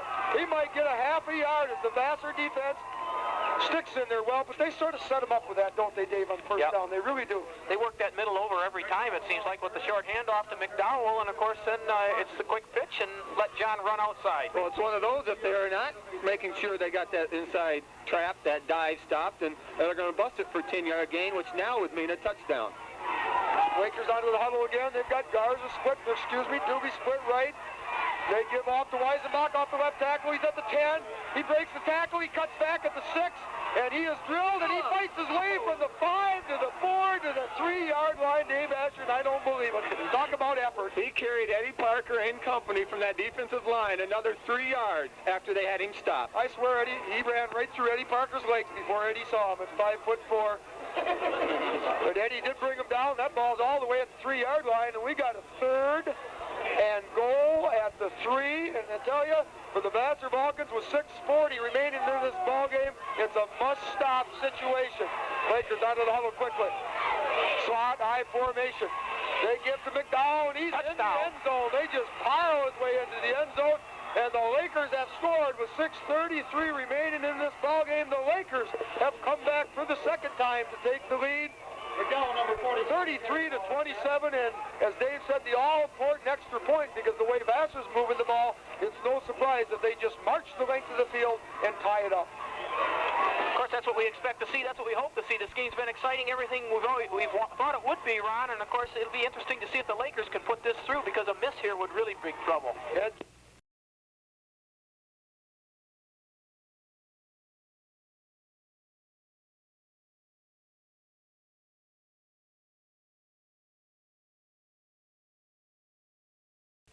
the Lakers would suffer through a whole season with such a lousy kicking game, Craig. It seemed they could find someone someplace. When you score so many points, you usually don't have to worry about it. That's right. And here we go, folks. 6.5 to go. Vassar's going to get the football. They trail by 6. They've got number 6 deep for the Vassar Vulcans is Jeff Bader. The kick is short. The big Eddie Parker. He picks it up, fumbles it, and he is drilled at the 24-yard line. And I'll tell you, that was almost a great omen for the Lakers, because if Eddie would have got it, he might have brought it back then. But now, the great possible field position isn't there. That's true, and of course, Vassar is going to have to come up, but they do have plenty of time, Craig. 6:27 to go in the game. Plenty of time to get it down the field in scoring range. Well, the second game of the year, we saw the Carroll Tigers defeated as Lakers drive 74 yards, and we saw Carroll drive 91 yards last week, and now the Vulcans have the ball. They give up Ed Jewell up the middle, and Ed Jewell bowls his way off that trap play for about 5-6 yards. Great first down play as all report brings the ball all the way to the 30, and we're looking at a 2nd and 4. We're just trying to comment on Jeff Desotero, that guard for Lakers, how impressive he is. Remember that Holland from Bad Axe that used to pull in front of Howard, how dangerous and deceiving he was out there. Sprint champion as a lineman. After gives off the red tackle this time to Truax, and Truax is hit in there by McDowell on a bone-jarring tackle, assisted in there by number 88 for the Lakers, and that is Todd Schember. Todd Schember again. Schember defense, we played an outstanding game at defensive end. Well, they got a couple good ends there, that's for sure, Ron. Lakers doing big inside tackles. Of course, it makes it tough to run against them, but Vassar has done just that. They powered the ball right over top of them. 3rd and 2, big play for Vassar, deep in their own territory. Handoff straight ahead to Jewell. He has the first, I believe he has the first down, depending on where they spot it. He does. Vassar first down at their own 35-yard line. And if that wasn't crucial, nothing was. Vassar again moving the ball. Number 88, Todd Schember for Lakers, has been in on Hafner a couple different times, but when he's got dropped back to pass, but Hafner's speed has gotten him out of any type of problem. Less than 5 minutes to go in this ball game. 33-27 Lakers. Handoff straight ahead to Joey. Breaks it. He's at the 50, the 45, and he's all the way to the 50, the 45 in Laker territory. And I'll tell you, that is the quickest trap I've ever seen. Well, they're running inside, as we pointed out, Ron, and they're using their quickness. We commented at the top of the game that the Vassar had probably the quickest backfield in the whole thumb area. They're showing it to us tonight. Boy, they certainly are, and I'll tell you, that 15-yard gain just bolted them, 17-yard gain, whatever it was. They're in Laker territory, and they're beating Lakers, and Lakers strength right between the tackles. First down to 45. After. Gives off to Jewell again. Jewell's got 5, 10, he cuts to the right, 15, 17, 20, 22. He's all the way to the 22-yard line of the Lakers, and Dave Asher, they have picked something up. They have changed something in the line, because not only is he gaining yardage, they're not even touching him. I think what they've got is that guard, the defensive guard on the left side is cheating to the left every time. So the offensive guard tackle just pushes him out, and they run inside him up the middle for Jewell. Got a 20-yard and this time a 23-yard gain back to back. Hafner again, he gives off the right tackle. Truax, he's up to 15, the 12, he's to the 10-yard line. And ladies and gentlemen, I'll tell you, bar none, the Vassar Vulcans offensive line, and I don't care how long we got to take to mention these young men, but Krushka, Pillsbury, Blasius, Maine, and Noyce, I mean, if they don't deserve all the game balls this evening, nobody does, because with 4:10 remaining in this ball game, they are moving the football, and they have the ball. First down at the Laker 10 and 1/2 yard line. Yes, they can get a first down before a touchdown. The question is, will they need it after calling the signals? They give off to Jewell. He's hit right at the line of scrimmage this time. In there by number 50 for the Laker High Lakers. And also looks like 78 Manetti. Manetti, and of course number 50 Scott Povance that you commented on, making the stop. Lakers not really making adjustments defensively that we thought we might see, Ron. They seem to have stayed in that same defense. Oh boy, they certainly have. That time they adjusted well by good defensive effort because they got off the ball, and that's what it takes. But the ball is at the 10-yard line, 2nd and 9 for Vassar, 3:18 remaining. Hafner, he keeps it, he's around the left end, he's going to be chased, he cuts it at the 10, and he is nailed. So Rich Hafner picked up by Nets Hotel, and number 76, the defensive end for the Lakers. Bushy did a tremendous job on maybe a game-saving tackle as Hafner on that play-action fake the dual cut around the left end, but was stopped. Desautel got the tackle, but as you said, that defensive end turned him in where Desautel could catch him, because if Hafner gets around the corner, there's not going to be anybody on the field other than maybe Rachi that could catch him. Okay, we have a timeout in the field with 2:57 remaining. We'll go back to the studios for these messages, and then the Vassar Vulcans will have a big play, 3rd and 9. WKYO FM, Carroll. Now back to Ron Nuremberger in the game of the week. After calls, signals, rolls right, 3rd and 9. He's tripped up, but he's running. He's at the 10. Got it. He cuts it up. He's at the 5, the 4. He is at the goal line, and how are they going to call that? About the 6-inch line. That is a first down, Dave. Right. They could get a first down at the 10-inch line. Right, they're inside. At the 6-inch line, and folks, we aren't exaggerating. They could have got a first down at the 10-inch line. That's no joke. Rich Hafner broke 2 tackles on a roll. He was looking for throwing in the end zone. He cut it down, and I'll tell you, Vassar Vulcans are tough. They're at the 1-foot line. First down, Hafner. Touchdown! Touchdown, Vassar! 33-33, 2:44 remaining, and there is total pandemonium. And I'll tell you, the fans are all over the place. The students are on the field. The band is up and down the sideline. They're on the track. It looks like there's 800 football players on the Vassar bench. They tie this ball game. Well, they do, and of course, here it is, Ron. It's boiling down to the extra point. There's still 2:44 to go. Okay, and as Dave said, excuse me to cut you off, but they're setting up for the extra point. Fred Hart with the wind at his back, and he's a good one. They can take the lead. There's the snap. The kick is up. It's good. It's good. There's the help. 34-33. Believe it or not, I can't believe it. What a ball game. What a ball game, Dave Asher. It sure is, Craig, and of course we still have 2:44 to go. We still have a lot of offense left for the Lakers. We called this earlier in the game at the beginning that if it came down a kicking game, extra point, Vassar had the edge, but there's still 2:44 to go. The game's not over yet. Lakers can come back. Okay, so what the point has been here is that both teams offensively scored every time they've had the ball lately. Nobody has stopped anybody. What will happen is somebody's going to score and the time's going to run out on them. Oh, that's right. You know, they're both going up and down the field. They've exchanged touchdowns 2 times already. It's 34-33.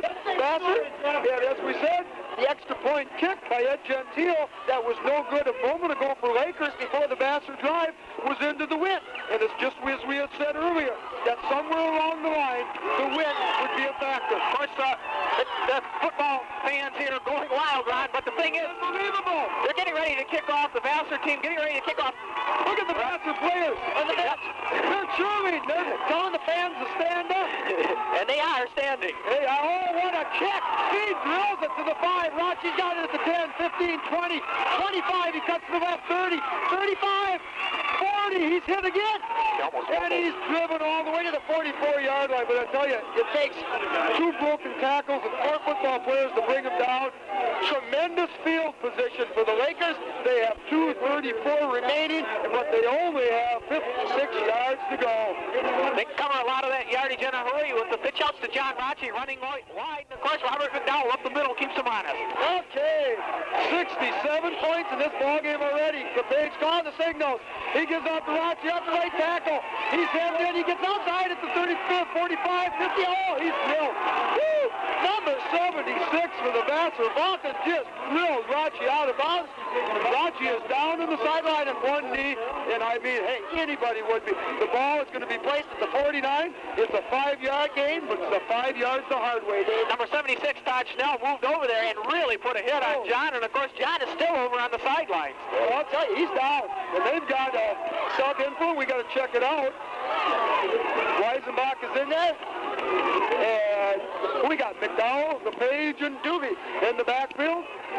It's 2nd and 4 for the Lakers. The ball is at exactly the 50-yard line. Here we go, 2:17. LePage calling the signal. He gives off to that McDowell. McDowell breaks it. Oh, he slips and falls down at the 35. He broke it for 15 yards untouched. Slipped and fell down, and it's a first down for the Lakers at the 36-yard line of Vassar. The clock is at 2:12 as they stop the clock to set the change. Well, they do, and of course, Rachi back into the ball game, a very important figure for the Lakers. Lakers quickly out over the ball. LePage, Rachi, right tackle. He's hit. He's going to be thrown for a lot. No, he fell to the line of scrimmage. Tony Amon in there on the tackle, and these Vassar Vulcans are playing tough football defensively. But the clock is the total absolute factor, and Coach McClellan knows it. It's 2nd and 10 with 1:56, and because of that, he calls timeout on the field. And with the timeout, we'll head back to the studios for these messages. LePage calling the signal, 2nd down and 10. He's back to pass, he's looking deep. He's got a receiver open, it is dropped. Garza had the ball, but let's face it, he was covered in there tremendously by number 6 for the Vassar Vulcans. And there was Jeff Bader. He knocked the ball out of Garza's reaches. Garza had it in his hands at the 5-yard line. So now we've got 3rd and 10, 1:51 remaining, and for the first time, David Beck, we can say that we have upset staring us in the eyes. The Vassar Vulcans have 1:51 to hold on. 3rd and 10. Doobie split left. Rachi on the pitch to the left side. He's to the line of scrimmage. He cuts back. He's at the 35 and driven out of bounds. He picks up 5, but it comes down to this, fellas. It comes down to this. The ball is going to be placed at the 30-yard line. No, at the 31, 4th, and no, excuse me, 35. You know, the thing is right there, Ron, This is it. here's what it is. Rachi gained 6 yards on that play all by himself. There was no blockers or anything. He can gain 6 yards, 5 yards every time. The play that McClellan's got to call is Rachi around the right end right now. He's got to go off tackle. Yeah. Then he reads that block. If I was Vassar, I would certainly play it. This may be the ball game. 1:45 remaining. 4th down, Rachi off the right side. He's at the 30. He's hit. He didn't make it. No, he did not make it. He's tackled in there by the Vassar Vulcans, and the ball is going to be placed. It might be measurable. I'll tell you, we're talking inches again. They got time out in the field. I don't think he didn't make it. Might be measurable. The Vassar Vulcans look like they have held the chain short. There's no question about it. 1:38 remaining in this ball game. The Vassar Vulcans are going to take over the football at their Here, just a minute. 6-yard line. Oh, they're going crazy here. They're going crazy. You wouldn't believe it. There's 200 fans on the field right at the Vassar bench. There's 200 more in the end zone by the goalpost. You couldn't get onto this field if you wanted to. You couldn't drive a truck. The fans are standing on the sidelines. And I'll tell you, I don't know about the rules on who's supposed to be on the sidelines, but you got 100 fans violating the sideline rules right now, Dave, that the referees can call penalty. Vassar out of the huddle. The clock's running, 1:28. They give out to Jewell. He's hit at the line of scrimmage immediately. And it's going to be placed at the 26. 2nd and 10, 120, 119, 118, Dave. Clock is running down. Lakers have 2 timeouts left. Ron, the question is when they're going to use them. We're talking about the state's biggest upset on a Friday night, October 28th at Vassar High School. They can feel it. It's within reach. It's within reach. I'll tell you. 103, 102, 1 minute left in this ballgame. Vassar's out of the huddle, and they're all over the place. Hafner gives off the Truax around the right end. He's hit for a 1-yard gain, and that will bring up a 3rd and 8, 3rd and 9. And like you said, Dave, Lakers are ready to take the timeout. They have to. They got to have the ball back. 47 seconds to go. Timeout. Timeout on the field. Timeout on the field. Lakers have 1 more timeout to go. And the Vassar Vulcans are holding on by a thread, Dave Asher, to the biggest upset in the state of of Michigan this October 28th. Well, they are, Ron, and of course, Lakers will have to use another timeout after this play. That will leave them with no timeouts when they get the ball back offensively. Yes, they will, unless they want to wait. Unless they want to wait and let them. Now they can't. They can't. There'll be no time left if they let it run down. Okay, so they may get the football. They may get the football, but when they do, they will have no timeouts, and there will most probably be less than 30 seconds to go in this ball game. But nevertheless, here we go. 3rd and 10, no gain. Hafner, Jewell, straight ahead, nothing, maybe one. This brings up a 4th. This will bring up a 4th down and 9. The ball is at Vassar's 27. There is 41 seconds on the clock. The clock is stopped. That is Lakers' last timeout. And I'll tell you, you talk about a punt blocking. Punt blocker will set up the return.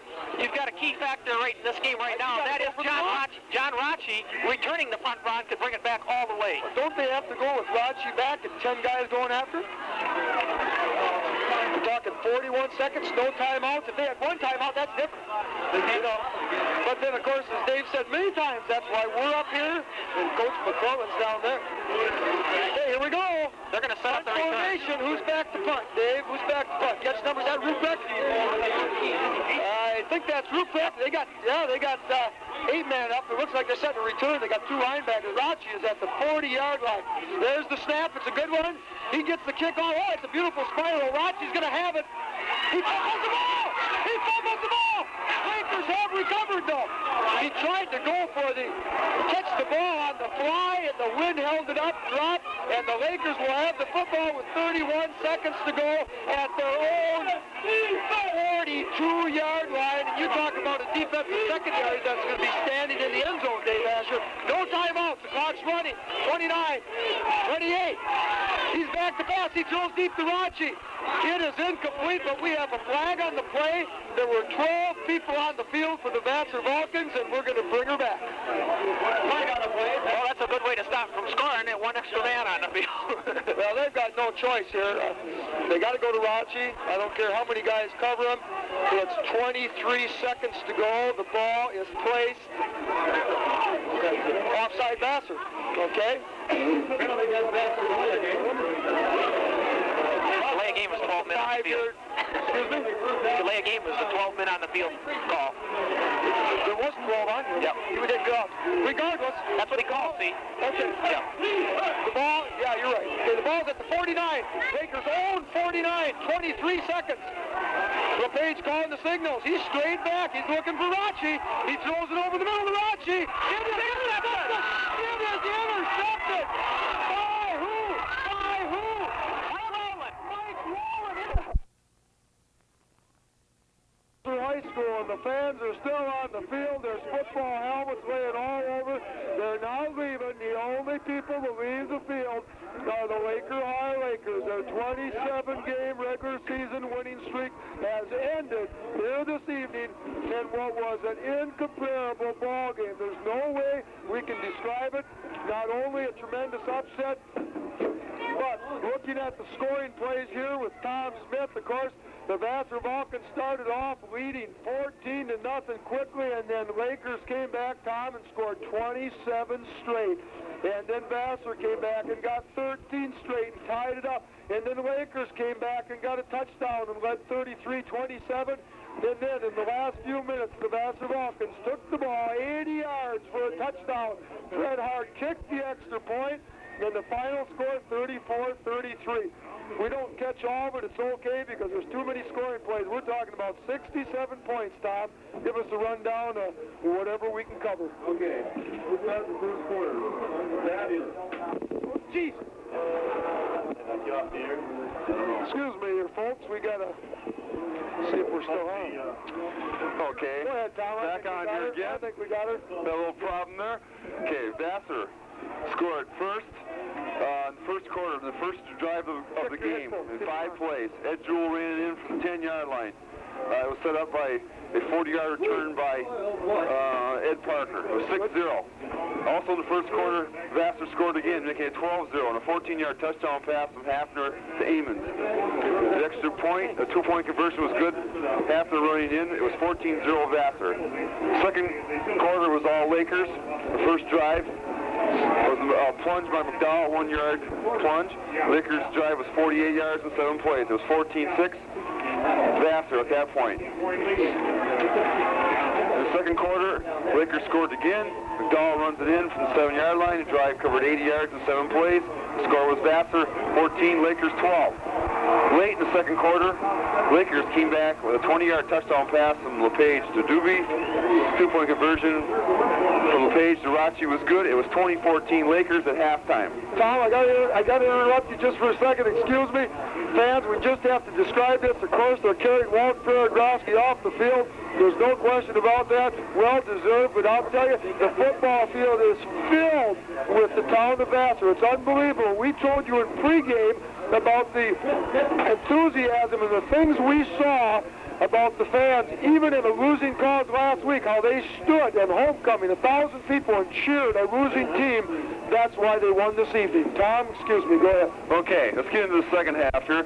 Lakers still had the momentum as we started the second half. A 9-yard run by Rachi made it 26-14 Lakers early in the third quarter. The kick by Gentile was good. It was 27-14 Lakers. And it only took 3 plays into the third quarter to get that lead for the Lakers. But after that, it was Vassar coming back. Jewell came in and carried from 2-yard line with 3:10 remaining in the third quarter and made it 27-20. Two-point conversion was no good. So Lakers had a 7-point lead at that point. So Vassar came back and scored in the fourth quarter. Jewell on a 3-yard run with 11:24 remaining made it 27-26 Lakers. Fred Hart kicked the extra point. It was 27-27 at that point. Then the Lakers came back again in the fourth quarter. McDowell plunged in from the 3-yard line. This was set up after a 20-yard run by Rachi. With 6:33 remaining, it was Lakers 33, Vassar 27. The extra point was no good, which proved to be the difference in this game. Vassar then came back. Jewell on a 1-yard plunge with 2:44 remaining, made it 33-33, and then Hart kicks the extra point to make it 34-33 Vassar, and that was the final score. Okay, and certainly excitement, bar none, most exciting that we've seen in any other ball game in a few years, and there's no question about it. Tune in, of course, tomorrow morning for Let's Talk Sports at 10:05 a.m. when we will be talking live and direct with Walt Paragrowski, the Vassar coach, about the certain excitement and, of course, the capable play of his Vassar team after they came from behind after trailing 27-14 in a super ball game. Dave? Well, Craig finally came back up off the field after he carried the coach, Walt Paragrowski, off, and he's back from the locker room. And Craig, how are things going down there? Oh, not too bad. A little excitement here and there, but here's the statistics. With the stats tonight of the ball game for Lakers in a losing effort. Individually, we have number 34, Dave Weisenbaugh. He carried the ball 10 times for 139 yards. Robert McDowell, number 44, 17 carries for 87 yards. Number 40, John Rachi, 17 carries for 137 yards, 112 coming in the second half. Jim Bender and Leon Garza both carried the ball once for no yards. Buck LePage, a quarterback, ended up tonight with 3 carries for 7 yards. Not too bad a stats tonight for the losers. They have 49 rushes for a total of 370 yards on the ground. Passing department, the Lakers were 4 completions of 10 attempts for 112 yards, and they lost the ball game. The stats for Vassar, number 20, Ed Jewell, had 4 rushing touchdowns tonight. He had 23 carries for 116 yards. John Truax, 6 carries for 36 yards. Tony Amon, 9 carries for 20 yards. Dave Ruprecht, 2 carries for 6 yards. And Rich Hafner, the quarterback, ended up with 13 carries for 57 yards. Team totals for Vassar, 53 rushes for 235 yards. While passing departments, they were 6 of 13 for 59 yards. Okay, there you have it, folks. The number 1 team in the state in Class C. The Laker High Lakers have been defeated and upset by the hometown Vassar Vulcans. And that wraps it up for this evening. Tune in tomorrow morning at 10:05 a.m. for Let's Talk Sports when Tom Billabaugh and myself will be talking about certainly this ball game. We'll be talking to Walt Paragrowski live tomorrow morning about the excitement of his Vassar Vulcan Ball Club as he will wrap up his season next week at Millington, and the Lakers will travel to Harbor Beach to wrap up their regular season. This probably won't be there at Flint Atwood Stadium come November 11th. So, for Tom Smith, Craig Weaver, and Dave Asher, I'm Ron Nürnberger saying good night.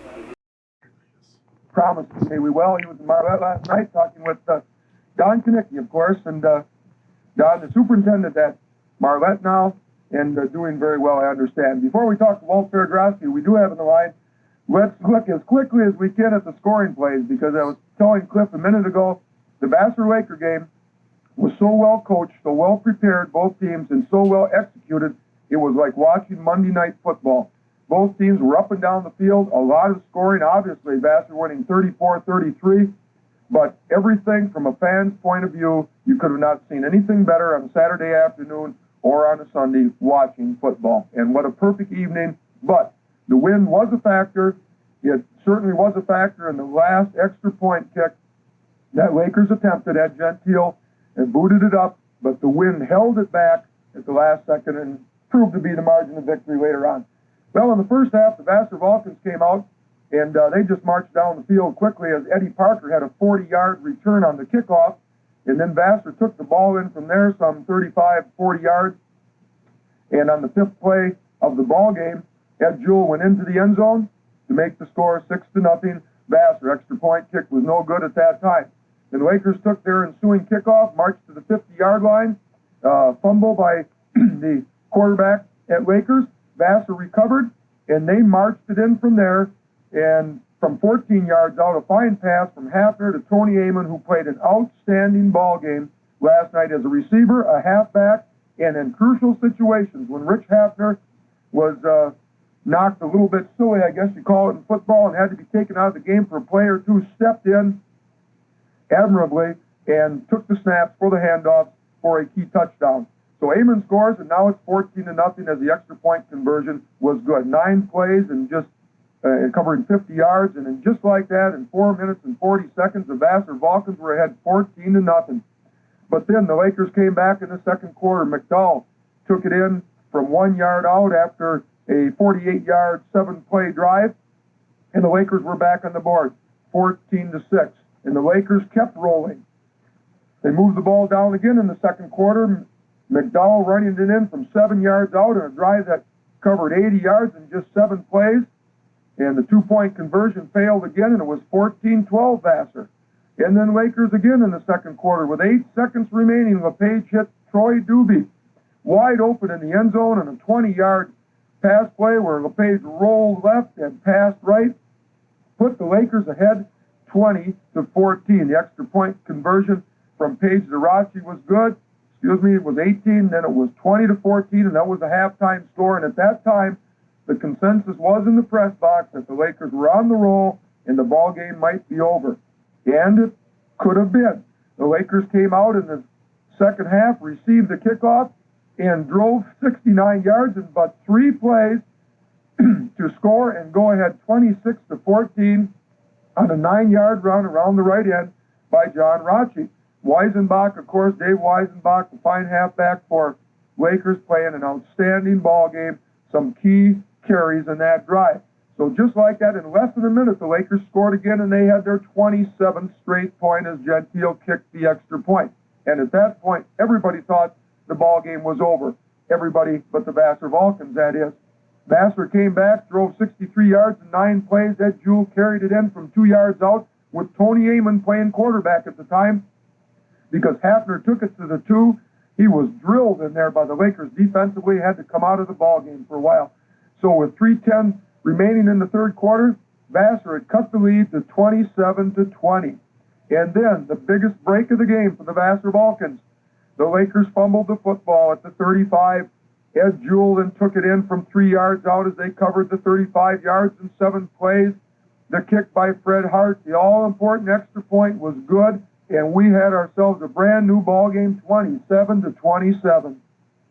But the Lakers were not done. They showed their championship style with some key running by John Rocci, and they moved the ball, all the way down the field into the end zone. McDowell plunging it in from 3 yards out after a key 4th down play in which John Rotke, in about a 4th and 5 or 6, I believe, carried the ball some 20 yards to the 10-yard line.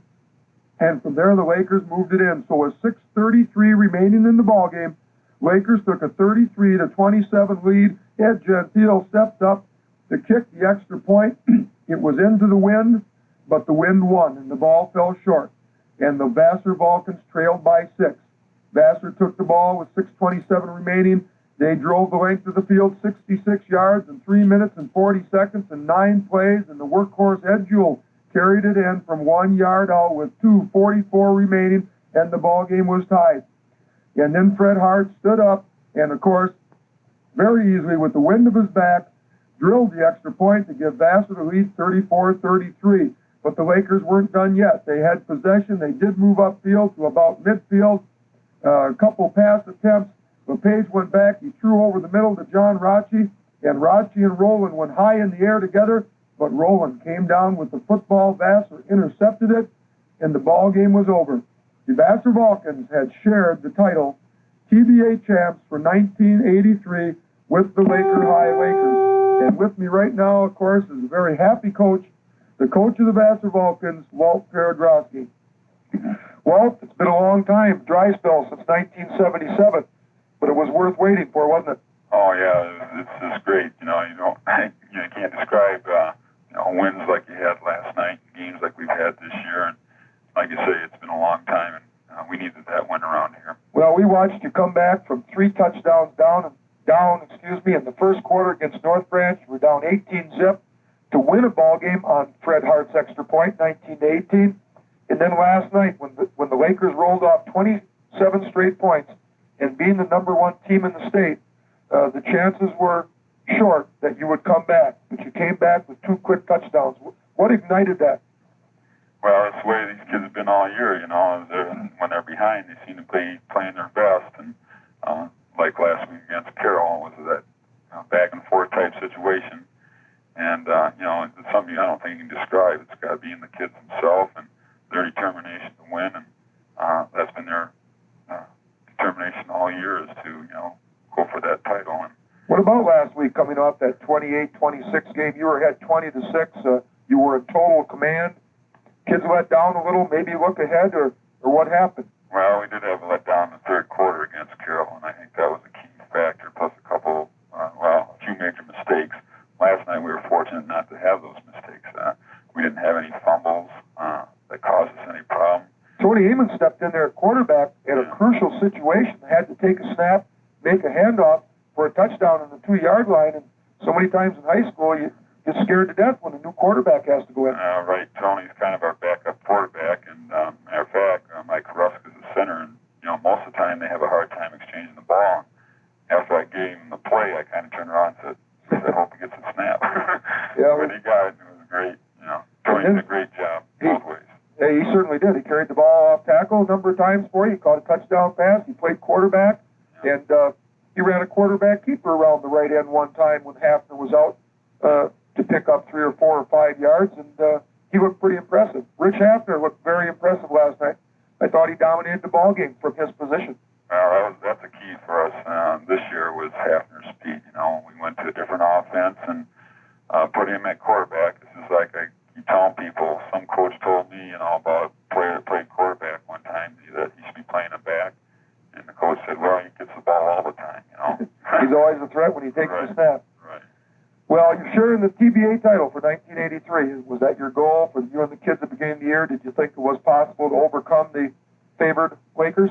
Oh, I thought, we saw Lakers in a scrimmage earlier in the year, and, we thought we saw some things that, weren't there in the past as far as, some players and stuff like that. So we thought we had a chance. And of course, we had 2 JV teams that had successful years, and those kids are all coming together now. And we were fortunate enough to stay away from injuries this year, which we had a lot of last year. The last couple of years, you've been decimated by. I thought the offensive line, Lakers' offensive and defensive line are super. There's many all-league candidates there. They deserve to be there. Yeah. But especially in that last drive of the game, when you came back for the winning touchdown, you weren't getting 2 or 3 yards. They were opening holes in which Ed Jewell was untouched for 10 and 15 yards. Yeah, we changed our blocking assignments a little bit and added a couple of little switches in there. Maybe if they were keying our guards, we gave them a little bit different blocking assignment. That's evident because I was watching defensive backs and it looked like they were looking on the outside, and Jewel was running right at them, and he didn't see him. But both teams did a great job. It was an excellent football game. Yeah, well, it was. I thought the execution was fantastic, just the way a TBA championship should be decided. That's right. That's the way it should go, and that's the way the year should always end. You know? Okay, we certainly hope you the best next week, Vassar at Millington. Boy, that's a big inter-county rivalry, and that'll be a tough ball game. Yeah, Millington's not that bad at football team, even though their record doesn't show that. I wish I had a little easier game to go into, but we'll give it our best shot. Well, the way they played last night, I don't think you're going to have to worry a whole lot. So certainly our congratulations, sharing the title, co-champs 1983, the Vassar Vulcans. Thanks a lot, Walt. Okay, thanks, Ron. Okay, so that was Walt Paragrowski, a very happy coach since 1977 when he last won the TBA, and very deservedly so.